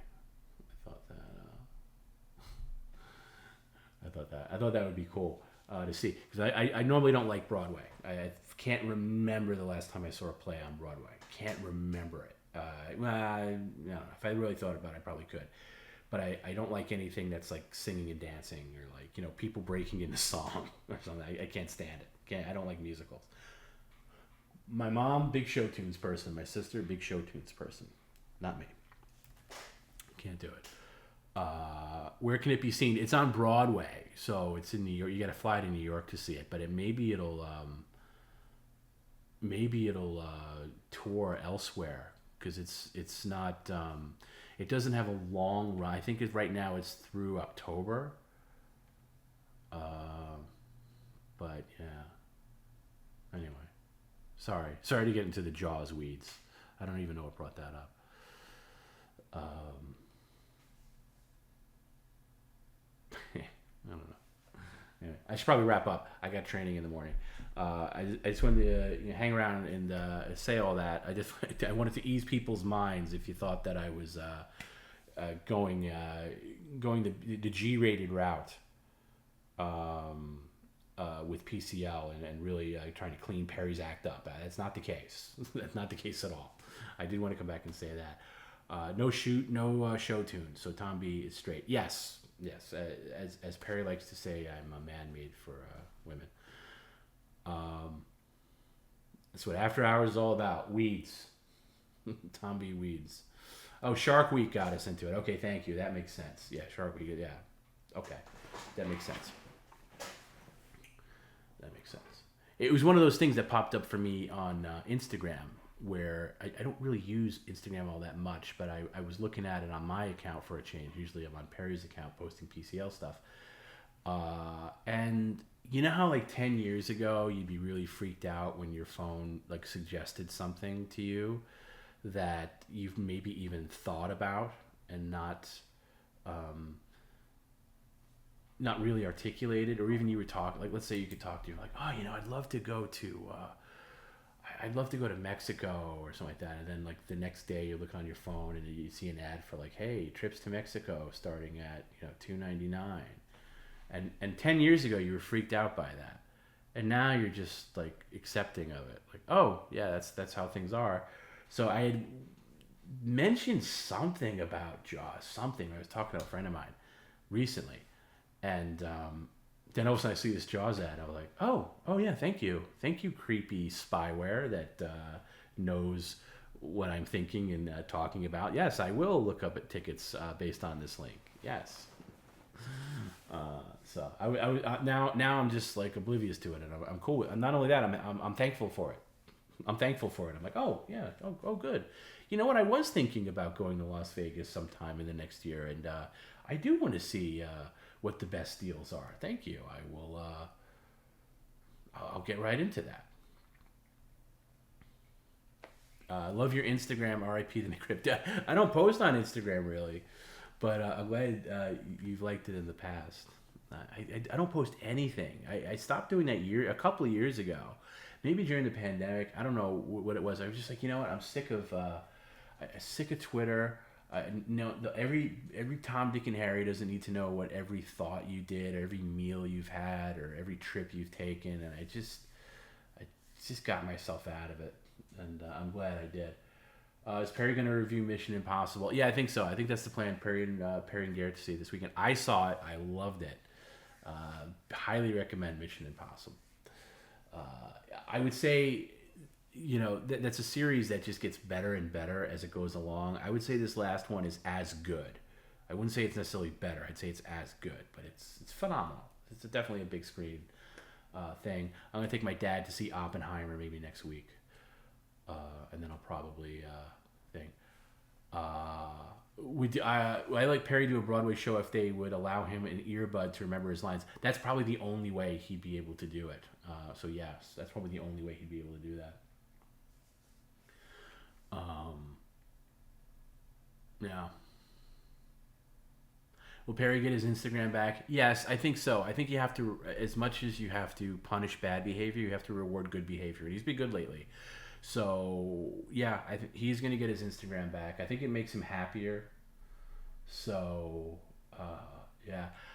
I was looking at Oppenheimer. I was going to see, because I've been watching a lot of YouTube. I don't know. It's like my YouTube algorithm is always in flux. And right now I'm getting a lot of, like, Oppenheimer stuff, like especially like the 70 millimeter IMAX film format and how complicated it is. And I heard a report that opening weekend of Oppenheimer, a lot of places, there's only 30 theaters in the entire world that are showing Oppenheimer on the way Nolan intends it to be seen, which is 70 millimeter IMAX film, which is insane because it's like a 3-hour movie, so it's like this huge reel, and a lot of showings are like falling out of sync with the sound, or the picture stops. Like there was one theater in Canada where the movie's over 3 hours long, and it, like at the 2 hour and 48 minute mark, the movie just stopped and they couldn't get it back on, because I think a lot of a lot of effort goes into threading the film and making sure, and there's very few people that are trained to be projectionists at this point. I used to work in a theater when I was younger. I did some projectionist stuff, but I wasn't like a union projectionist. But I did like spool film and like cut the trailers in, and like if a film broke, I knew how to splice it to get it back and all that. But IMAX film is such a huge undertaking that a lot of these people they don't know what they're doing, and there's not enough people in the world that know how to facilitate it properly. So they're having some problems. There's one theater in New York that is showing it in true 70 millimeter IMAX, and I'm just not going to make the effort to do that. It's just I can't do it. What do I think of the Sound of Freedom controversy? That's I didn't know about it until the other day, where Perry mentioned that he wanted to see that movie Sound of Freedom. And aside from I know that Jim Caviezel is a star, I really don't know much about it. I know it's about sex trafficking and stuff. Is it like there's some kind of thing where it's like QAnon something. I don't know. I didn't really get that into it. The 70 millimeter Oppenheimer film reels weigh like 3 tons. Yeah, that's what I heard. Like insane amount of weight, and it, like some of the things, the spools that they're sitting on are like almost buckle, even with the extensions that they have in place. So I don't know. It'd be a bummer to go out of your way to go one of these theaters. That's probably a good drive. Like for me, I got Lincoln Center, which making it for me where I am. Lincoln Center is on the west side of Manhattan. It's a pain in the balls to get to. I've been in that theater too. It's a nice IMAX theater. I saw Interstellar there years ago, and it's as much of a nice experience as it is. I have a laser IMAX very close to me, and I'm just gonna do that, and that's good enough for me. If I'm blown away by the movie and I really want to do the IMAX thing, maybe I'll make a plan to do that. But right now, I'm just gonna go with regular laser IMAX. That's just the way it is. But yeah, it's 15 hours to the nearest IMAX screen for Nate. Yeah, it's forget about it. It's there's an IMAX right near me, a real IMAX screen, a domed IMAX screen. It's part of a museum, and they used to run first-run movies on that screen every now and again. I remember seeing like The Dark Knight there, and I thought that this would be a perfect place to show Oppenheimer. They're not showing it, which is a bummer because that's like 10 minutes for me, and I would definitely make the effort for that. Oh, it's weird how the media hated the child abduction film. Well, it's doing really well, isn't it? It's in the top 5. I think it beat Mission Impossible in its second week, that movie. So it's doing pretty well, the child abduction movie. Oh, Epstein Island is in it. Okay, so I see it's controversial. Okay. I've read good reviews of it, though. Off topic, but is it possible to get Perry's beard back? Maybe for the right stunt, but I feel like we've done that, and he'd be very against it. So yeah, it would take a stunt offer or something like that. But maybe you'd want to make it a little different this time because it was about this time last year he had the beard, right? And then he shaved it in September, I believe. I think he had it for a couple of months over the summer, if I'm not mistaken. Perry's beard, an actual beard, not a homosexual man that's pretending to be straight beard. How many firearms do I own? I have one. Actually, I have 2. One's in a box, though. I have a shotgun that a friend of mine asked me to hold on because he was moving out of the country and he couldn't take it with him. He's like, hey, can you hang on to this for me? It's a box. I was like, what's in the box? He goes, oh, it's a shotgun. I was like, okay, I still have it in its box. Not that it's going to do me any good. I live next to a detective, though, so I always feel like if crap goes down in my neighborhood, that he's going to come to the rescue, and I'm sure he's armed.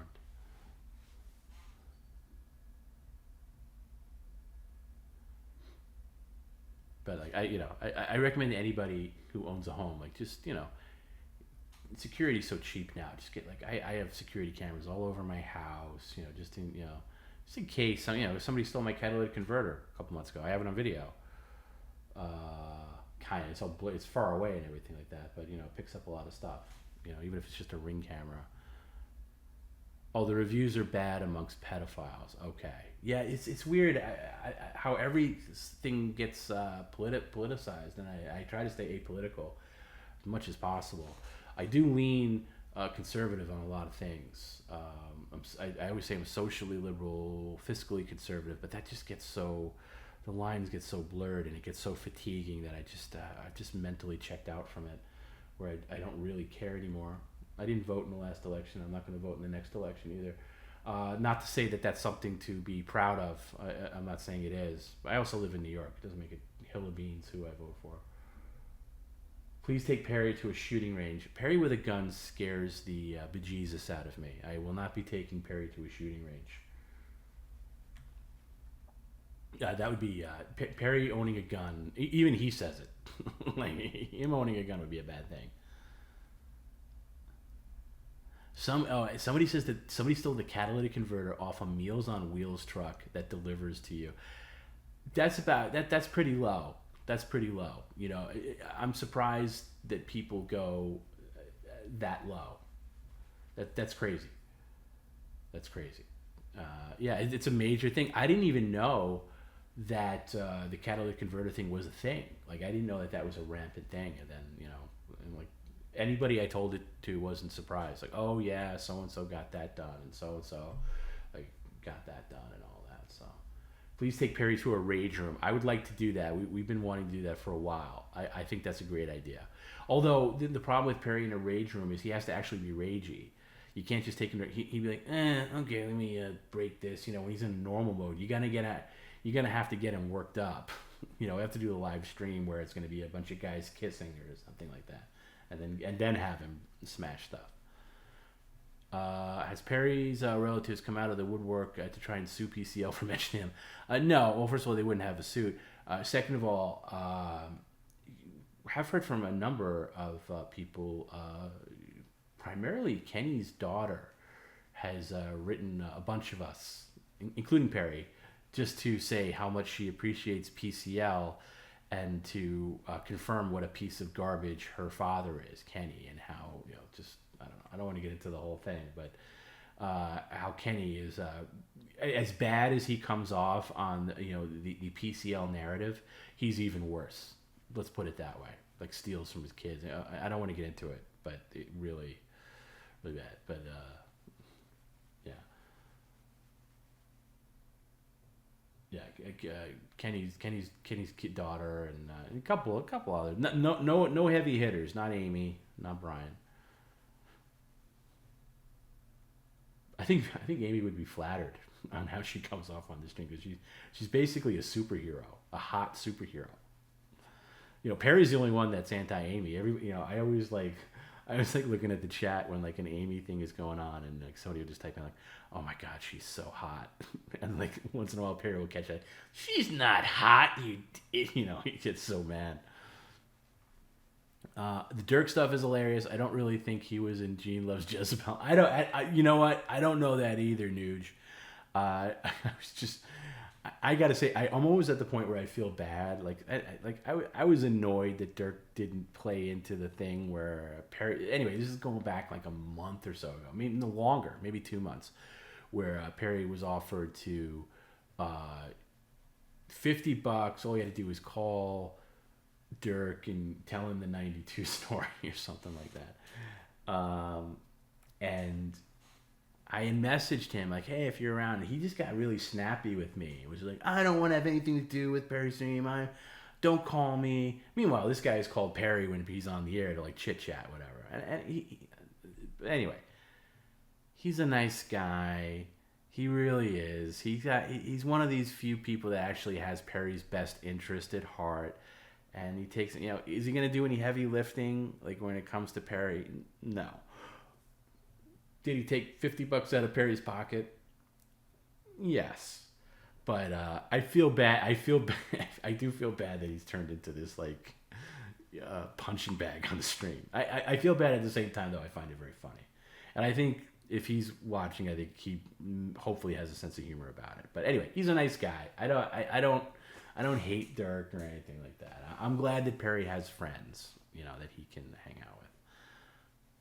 He claims I don't know if he's a doctor. I know he works in the medical field. I don't believe he's a doctor. In fact, I'm almost positive he's not a doctor. Perry's not the most reliable narrator when it comes to these things. Cheap bastard, yeah. Can I tell us why I had a call with RC? I didn't have a call with RC. That hasn't happened.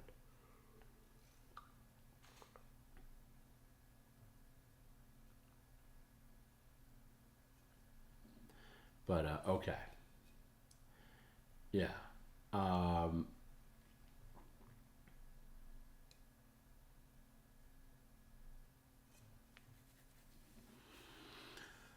Okay. I should probably wrap up because now I'm feeling tired. By the way, when I say, like, hey, I'm going to do an after hours or whatever, it's because I'm still kind of amped up from the stream. Sometimes you get this fake energy, and I know I'm not going to be going to bed right away. But now I'm crashing a little bit now, so now I'm feeling it, and I do got to be up in about 4 hours, so I think. TomB, did you blow any dudes? No, I did not. But if the money's right, I could be converted. Unlike Perry, Perry turns down a lot of things that I would do for a lot cheaper, but no one wants to see TomB, pour things over his head or light off a flare in my office or anything like that. Bob Levy seems to really love Perry and vice versa. Yeah, Bob and Perry are great. I would like, I'm working on this thing with the stream where it's kind of a new way to port Perry in. Did I love JQA? Of course I love JQA. I love John. Still love John. Do I miss Jehovah Perry? No, I don't at all. No. God, are you kidding me? No, it was a friggin' nightmare. So there's this new kind of software. I'm trying to maybe not port Perry in with Skype, which is what I do now, and use this other thing where we can. It will allow for video guests, where we can have somebody instead of somebody calling in, we can have somebody on video. Because a lot of these other shows that you see online where they look like they're in a Zoom meeting, they're just using this software called StreamYard, and for me it's very kind of lazy. Where they just go on their computer and they go on. It's all done on a website, and they can link people in. I just think it looks kind of static and whatever. I think our stream looks a lot better than all those streams that use StreamYard. But the one thing StreamYard is good for is it's very easy to do video guests. You could just send a link to somebody, and then they could just go on. They don't need any software. They don't have to have Zoom installed. They don't have to have Skype installed. They just click on the computer. The StreamYard link connects to their camera and their microphone, and they're on. And that's what's great. However, I just think it looks like crap if you're relying on that. I think OBS is much better. I think we have way more tools on PCL than these other people do. That just poured in super chats, whatever. I just think it's just kind of boring aesthetically for me. So we put a lot of work. It sometimes doesn't look like it, but we do put a lot of work on how the stream looks. I wouldn't want Perry to ever be behind a green screen or something like that. But anyway, so there's somebody who developed this software that kind of works like that, but it incorporates itself with OBS as well. There's a couple of things to iron out, but I've tested it out with Perry ported in, and he looks great. He looks a lot better than he does via Skype. The issue I'm having is mirroring my screen, which has all of the, the chats, the tip comments and all the audio from that, and sharing my sound with him and not having it bleed over. There's very low latency. That's why we use Skype over something like Zoom, because there's zero latency with Skype. It's perfect for what we need it to be. But that's what I'm working on. So that would enable things like Judge Perry and different things like that.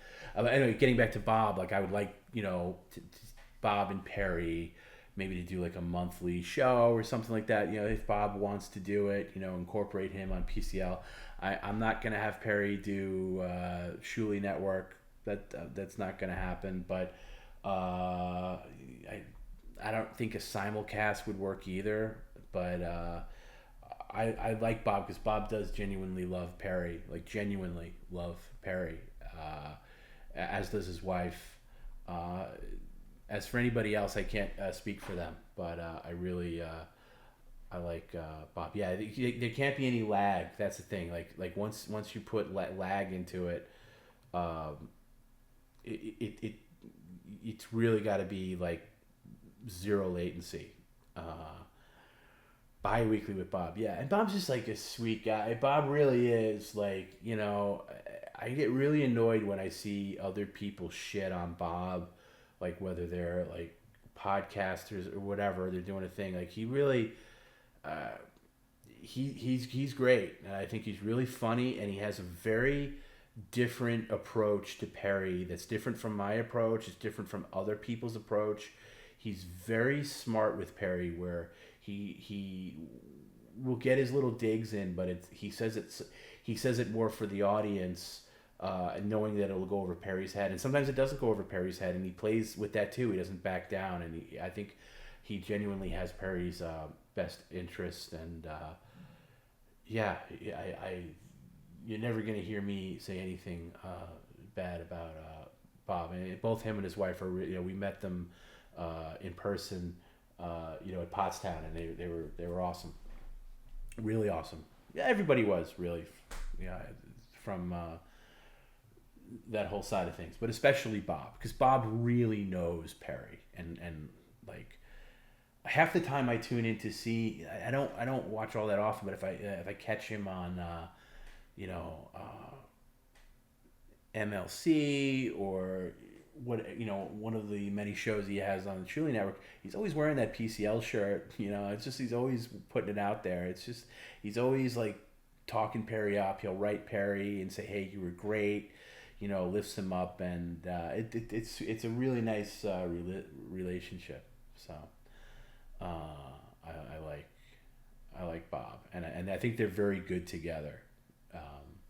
Just one on one, So I don't know what that would look like a Bob and Perry show, maybe once in a while, and it's like maybe I don't know, maybe it's 90 minutes long or something like that, and we'll do that.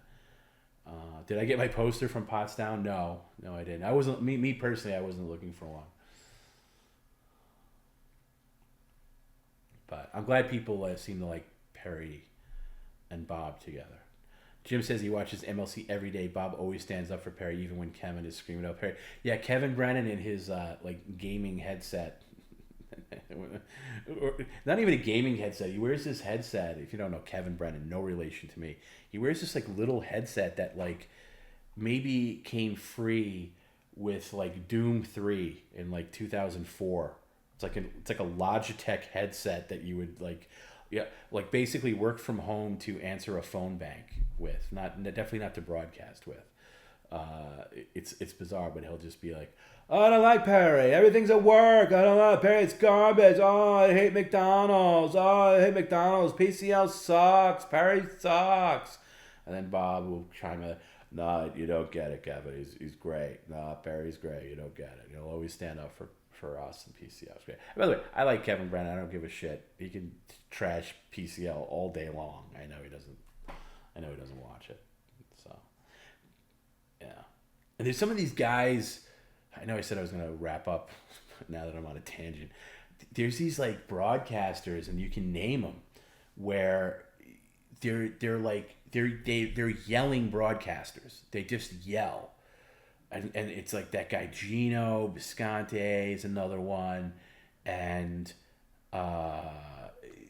Kevin gets that way where they just yell all the time, and it's just I just don't want to listen to that. Even if you get worked up, I can understand maybe raising your voice, but the yelling broadcasters, they have to yell to make their points. Who are they yelling at? I don't want to listen to that. It gives me a headache. Jim says, "I love Kevin Brennan, even though he bitches about us." Yeah, I won't say I love him. I'm not as familiar. I don't really watch MLC. I did watch when he had Stuttering John over a break, came out of retirement with a vengeance. And his first thing was on MLC, and I will admit I watched that. I was interested in watching that just to see how it would go. And Kevin mainly kind of wisely stayed in the background on that one. But yeah, and sometimes somebody will say they take all their streams down. It's hard to see them. People complain about us, "Oh, keep this stream up." Those guys, MLC, and even I don't know, whoever else is a couple of people. The second the stream is over, it goes private to their Patreon or whatever.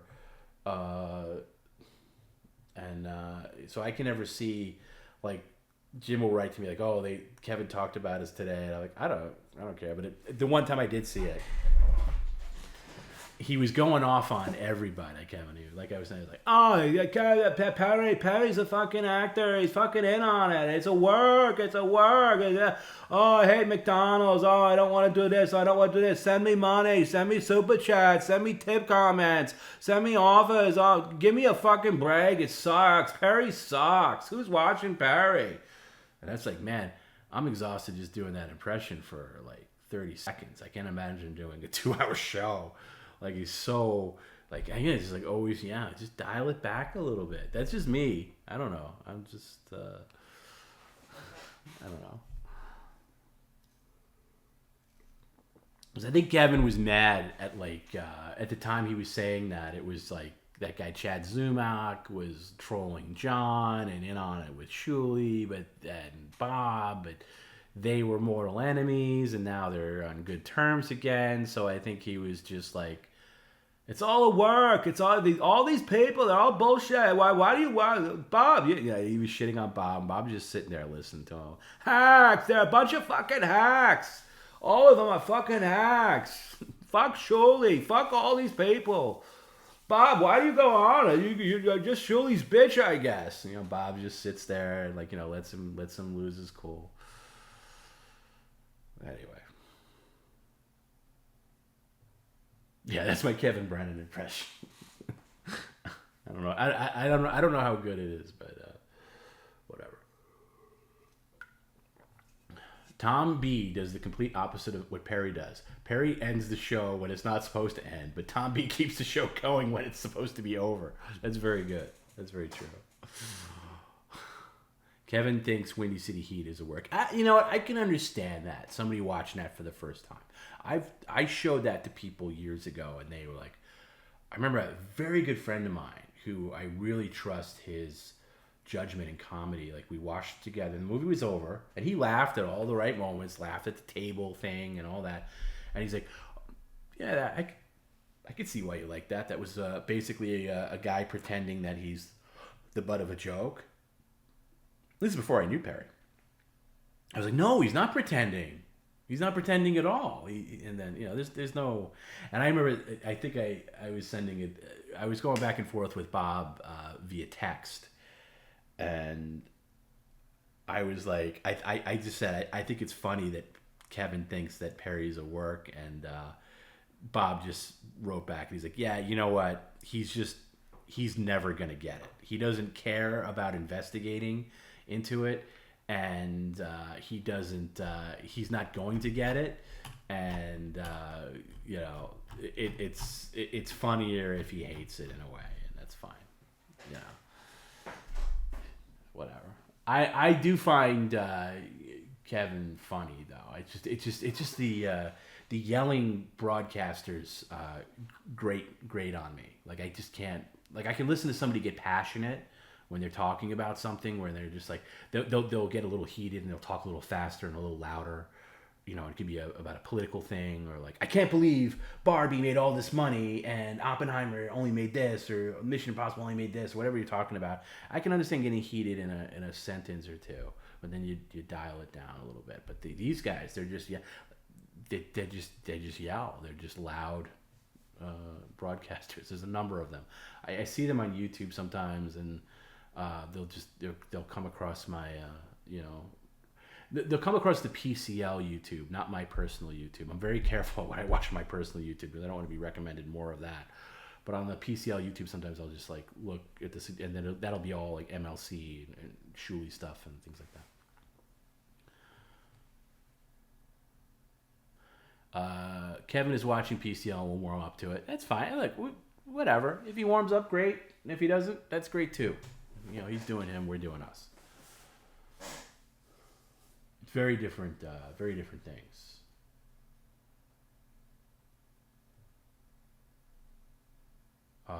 Not for everybody, I guess. Perry would be the greatest actor of all time to play this part as good as he. Yeah, that's exactly what I say. If Perry is a work, by the way, he's working me, so. There's just no way to fool that. Like, something like, oh, is he staged? Is this all like, you know, do you just tell him what to say and things like that? I was just like, seriously, watch this stream for 15 minutes and tell me that Perry is he's the greatest actor of all time. He's the greatest actor of all time. Like, who do they say is the greatest actor? Like Olivier? Like Brando? Caravello is the best. He beats, and he wipes the floor with Andy Kaufman if he's a work. Wipes the floor with him. Jim says, I love MLC, but I can't stand the guests most of the time. Ski Mask, Ann Jerry, Steve. I don't know any of those people. Yeah, I don't like anybody in those. Yeah, I don't. On MLC, the times that I have seen it, I only like Bob and Kevin. There's some other guy on there. I don't know who it is. Yeah, I agree. And anybody in like the periphery of that, like, oh man, what would you call that universe? The Stut Joe universe, I guess. Like that. What's his name? I don't know. I was gonna say that potato guy, cardiac arrest. I was gonna say, but it's something like that. It's something with a C. I don't like him. I think he's a bore. We met him backstage in Pottstown. He's a big weirdo. Ray DeVito's another one. Can't stand him. I don't get it. I don't understand how anybody puts him on. By the way, Ray DeVito got paid for Pottstown. Our Tony Hawk didn't. And definitely more people came to see Tony than came to see Ray. Dabbleverse, yeah, whatever you want to call it. Cardiff Electric, thank you. That's who I was thinking of.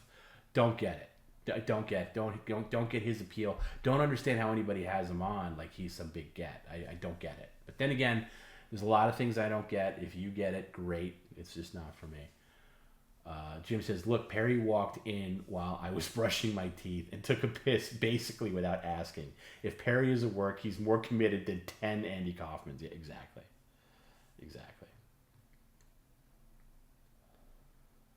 Testicle Tiger, when I go to their chat, I say bones up dabblers and demons. Yeah, a lot of crossover. Yeah, absolutely. A lot of crossover. Yeah, I like it when it's just Bob and Shuli, like, you know, the BS show. I'll tune into that in the morning. I like that. When it's just Bob. When it's too many people in there, I just don't. I don't have the same. I'm not as dialed into that universe, and I don't. There's other people too I'm forgetting. Even that guy who does who are these podcasts. I don't get him as much, and like when he comes on, but whatever. I'm getting into the weeds of this whole thing. My point was I love Bob, and Bob's a great guy. Loves Perry, loves PCL, and all that. People have Ray on to laugh at him. Okay, I guess I get that, but I just don't think he's interesting enough even to laugh at. I don't get it. There's other people in the outer rim of that universe that they should be using more, and they're not.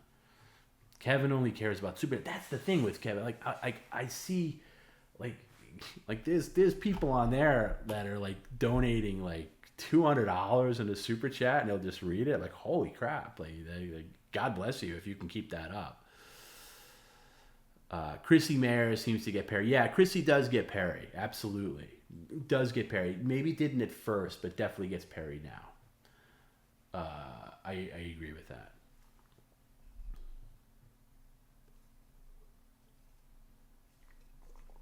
Anyway, getting back to Stuttering John. So I was into that. Like there was he was off the air for a long time.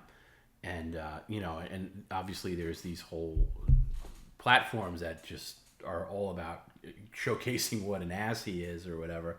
I'm not saying he's an ass. I'm saying that's what they're showcasing. And I don't know. I like I said, I don't have any personal experience with John except for meeting him a couple of times. And obviously I was there at the time that he snubbed Perry. But John recently, I've seen clips of John saying nice things about Perry and PCL and saying that he thinks it's hilarious and things like that. I don't know. I think if John ever got his shit together, he'd be formidable. But I don't know if that's in the cards for him. He's another guy that yells a little too much. Another yelling broadcaster. He should quiet down. Also, his microphone is really bad. That's the thing. If you're a yelling broadcaster, you should have a good microphone.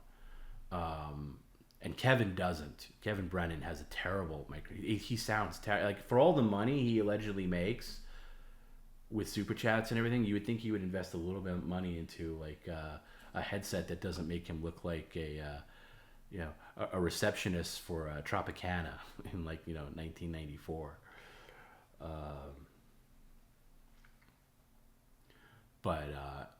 Yeah. I don't know. I have a hard time with relentless poking at Stuttering John because I just, as an old school Stern fan, I just remember how good he was on the Stern show in various capacities. You know, regardless what he claims to be, or what he is, or what he isn't, or what he became later, and whatever. I don't know. Jim says, I do a Discord show and already invested in a new mic. Kevin's supposedly making $20K a month. There's no way he's making $20K a month. I don't buy that for a second. I got to get a new mic. I have like a plug-in USB mic. This is okay. But, I'm moving into a different work space for PCL and other things. And I'm going to treat myself to a better mic. But yeah, if you're going to be a yelling broadcaster, get a microphone that can handle the yelling. Like Perry's microphone is good at handling the yelling. Like he never overmodulates. And when I hear, like, you know, John will be in this big echoey room and he'll start like, you know, like, dues payer, well, dues payer, I was in the business, I did more on Stern than you ever did, dues payer. And he's like being really loud and stuff. I'm like, oh man, like, if you're going to be that loud, get a better microphone.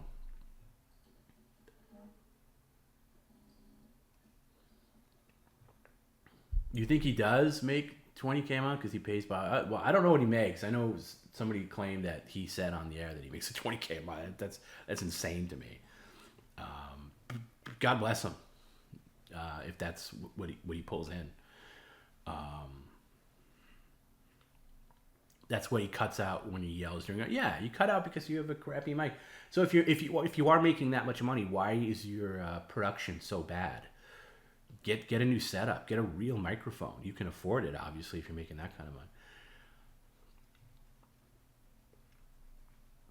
You need to drag Gavin back into the Perry business. He was so obsessed. He said he was going to bring Jennifer Aniston to meet Perry back in the day. Yeah, I remember that. There's no need to drag Gavin back. Gavin actively wants to come back. Shout out to Ludwig von Order. He's a great Ludwig World Order. He's a great creator. Yes, I agree. Ludwig's gonna help us out with some new stuff.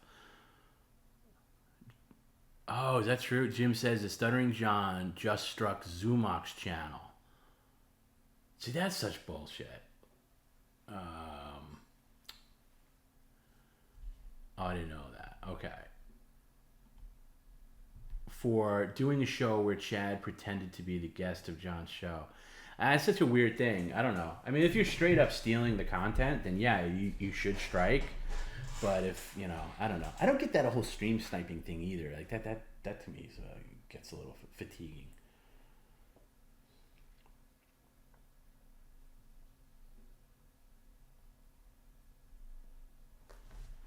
Kevin is punk rock, despises podcasting. Oh, well, that's. I guess that's. You can despise podcasting, but don't despise equipment that'll make you be a better broadcaster. We'll see. He said Chad used his copyrighted theme song. That's so petty. That makes you look bad. Gavin is always welcome. F politics. He's just funny, period. I agree. I think Gavin is extremely funny. Politics aside, he's brilliant. He's got a great mind. He's got a comeback in him if he plays it right. Yeah, and next time we go to New York, I owe Gavin that much. And I said this before. I've gone back and forth on it.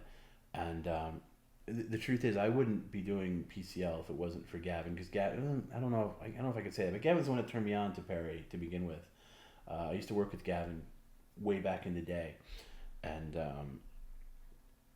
I owe him that much. He was very hurt when Perry was in New York and in the Kumia studio doing Kumia, doing Chrissy, hanging out at the bar that they all hang out with. And he was just like, dude, what the fuck? He's like, how could you not have me in on this? And he's right. He's right. There is such a thing as loyalty. Hayden says, I'm 15, possibly the youngest PCL regular. Maybe. I'm sorry you gotta grow up with this filth. Maybe.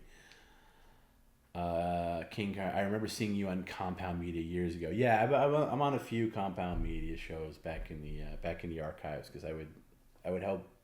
I helped Gavin with his show. I wouldn't call myself a producer by any means, but I would like book some guests and stuff like that. We would hang out a lot back when he was just doing the Gavin McGinnis show, which was on Compound, and that's when his show was really great. That's before Proud Boys or any political stuff, when it was just like fun, punk rock. Gavin telling people how to dress, telling men how to dress and how to behave in bars and proper etiquette here and there. It was really fun. Yeah.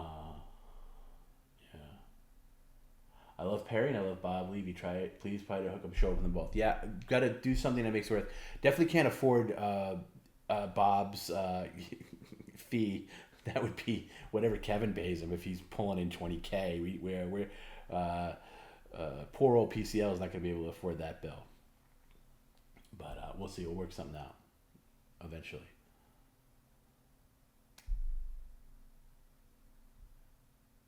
Yeah.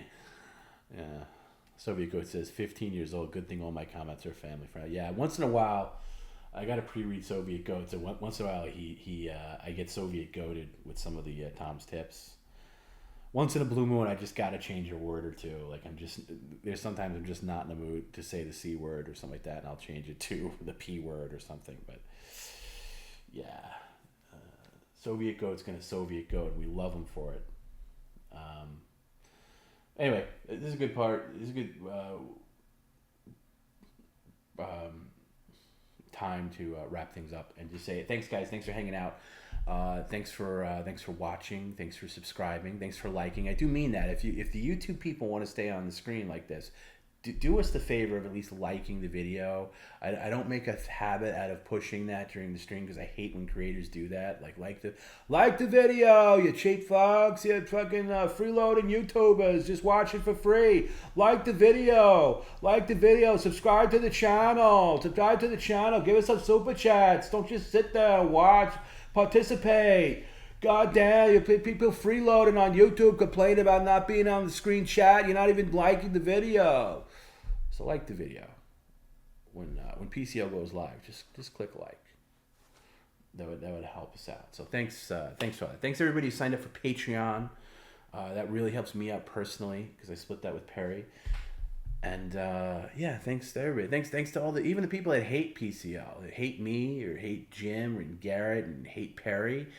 Thank you guys too, because you guys can't get enough of PCL. You're always watching. It's just you guys are an offshoot to the community, but you're still on the periphery. You're still in it somehow. You're still watching. You still can't get enough. So thank you to everybody. Lovers, haters, in-betweeners, people that take a break and come back, people that take a break and never come back. Just thank you. It means a lot. I'm very gratified. I meant what I said before. I'm very gratified of the PCL fan base. So yeah, that's it for my Kevin Brennan impersonation for the night. So anyway, PCL for life. We'll see you on Friday for Mailbag Friday. What version of Perry will we get on Friday? He was great today, which probably means he's going to be terrible on Friday, but hope springs eternal. So let's hope that he's great. We're going to figure out how to use a humidifier with Perry. He's going to figure that all out. And yeah, we'll see you on Friday. Don't forget about Jim and Danko's show. I believe that's on, is it Thursday nights now, Jim, or is it Wednesday nights? I think it's Thursday. Vincent, thanks, Tom. Good night. I haven't echocardiogram early tomorrow. Good luck with that. And shout out to everybody. Shout out to all the people that are going through rough times. Everybody have a great week. Yeah, it's such a delay that it takes Jim a long time to answer me. Anyway, join the Discord, discord.gg/Perry Live.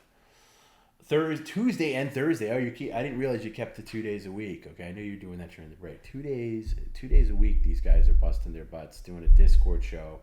If you need your PCL fix, it's Tuesday and Thursday, 8 p.m. in a Discord. Good luck, everybody. Thanks, everybody, for all the emails. I've not been able to respond to all of them, but people have been sending me bike recommendations, asking how I'm doing, asking how my dad's doing, telling me about things. Just if I haven't responded yet, I will. It just takes a lot from me. I don't want to just bang off a mailed-in response. I want to take time to respond to everything. So if I haven't responded to perrycaravello@gmail.com, that's the email. General email for PCL if you want to get in touch. Tell me what's going on.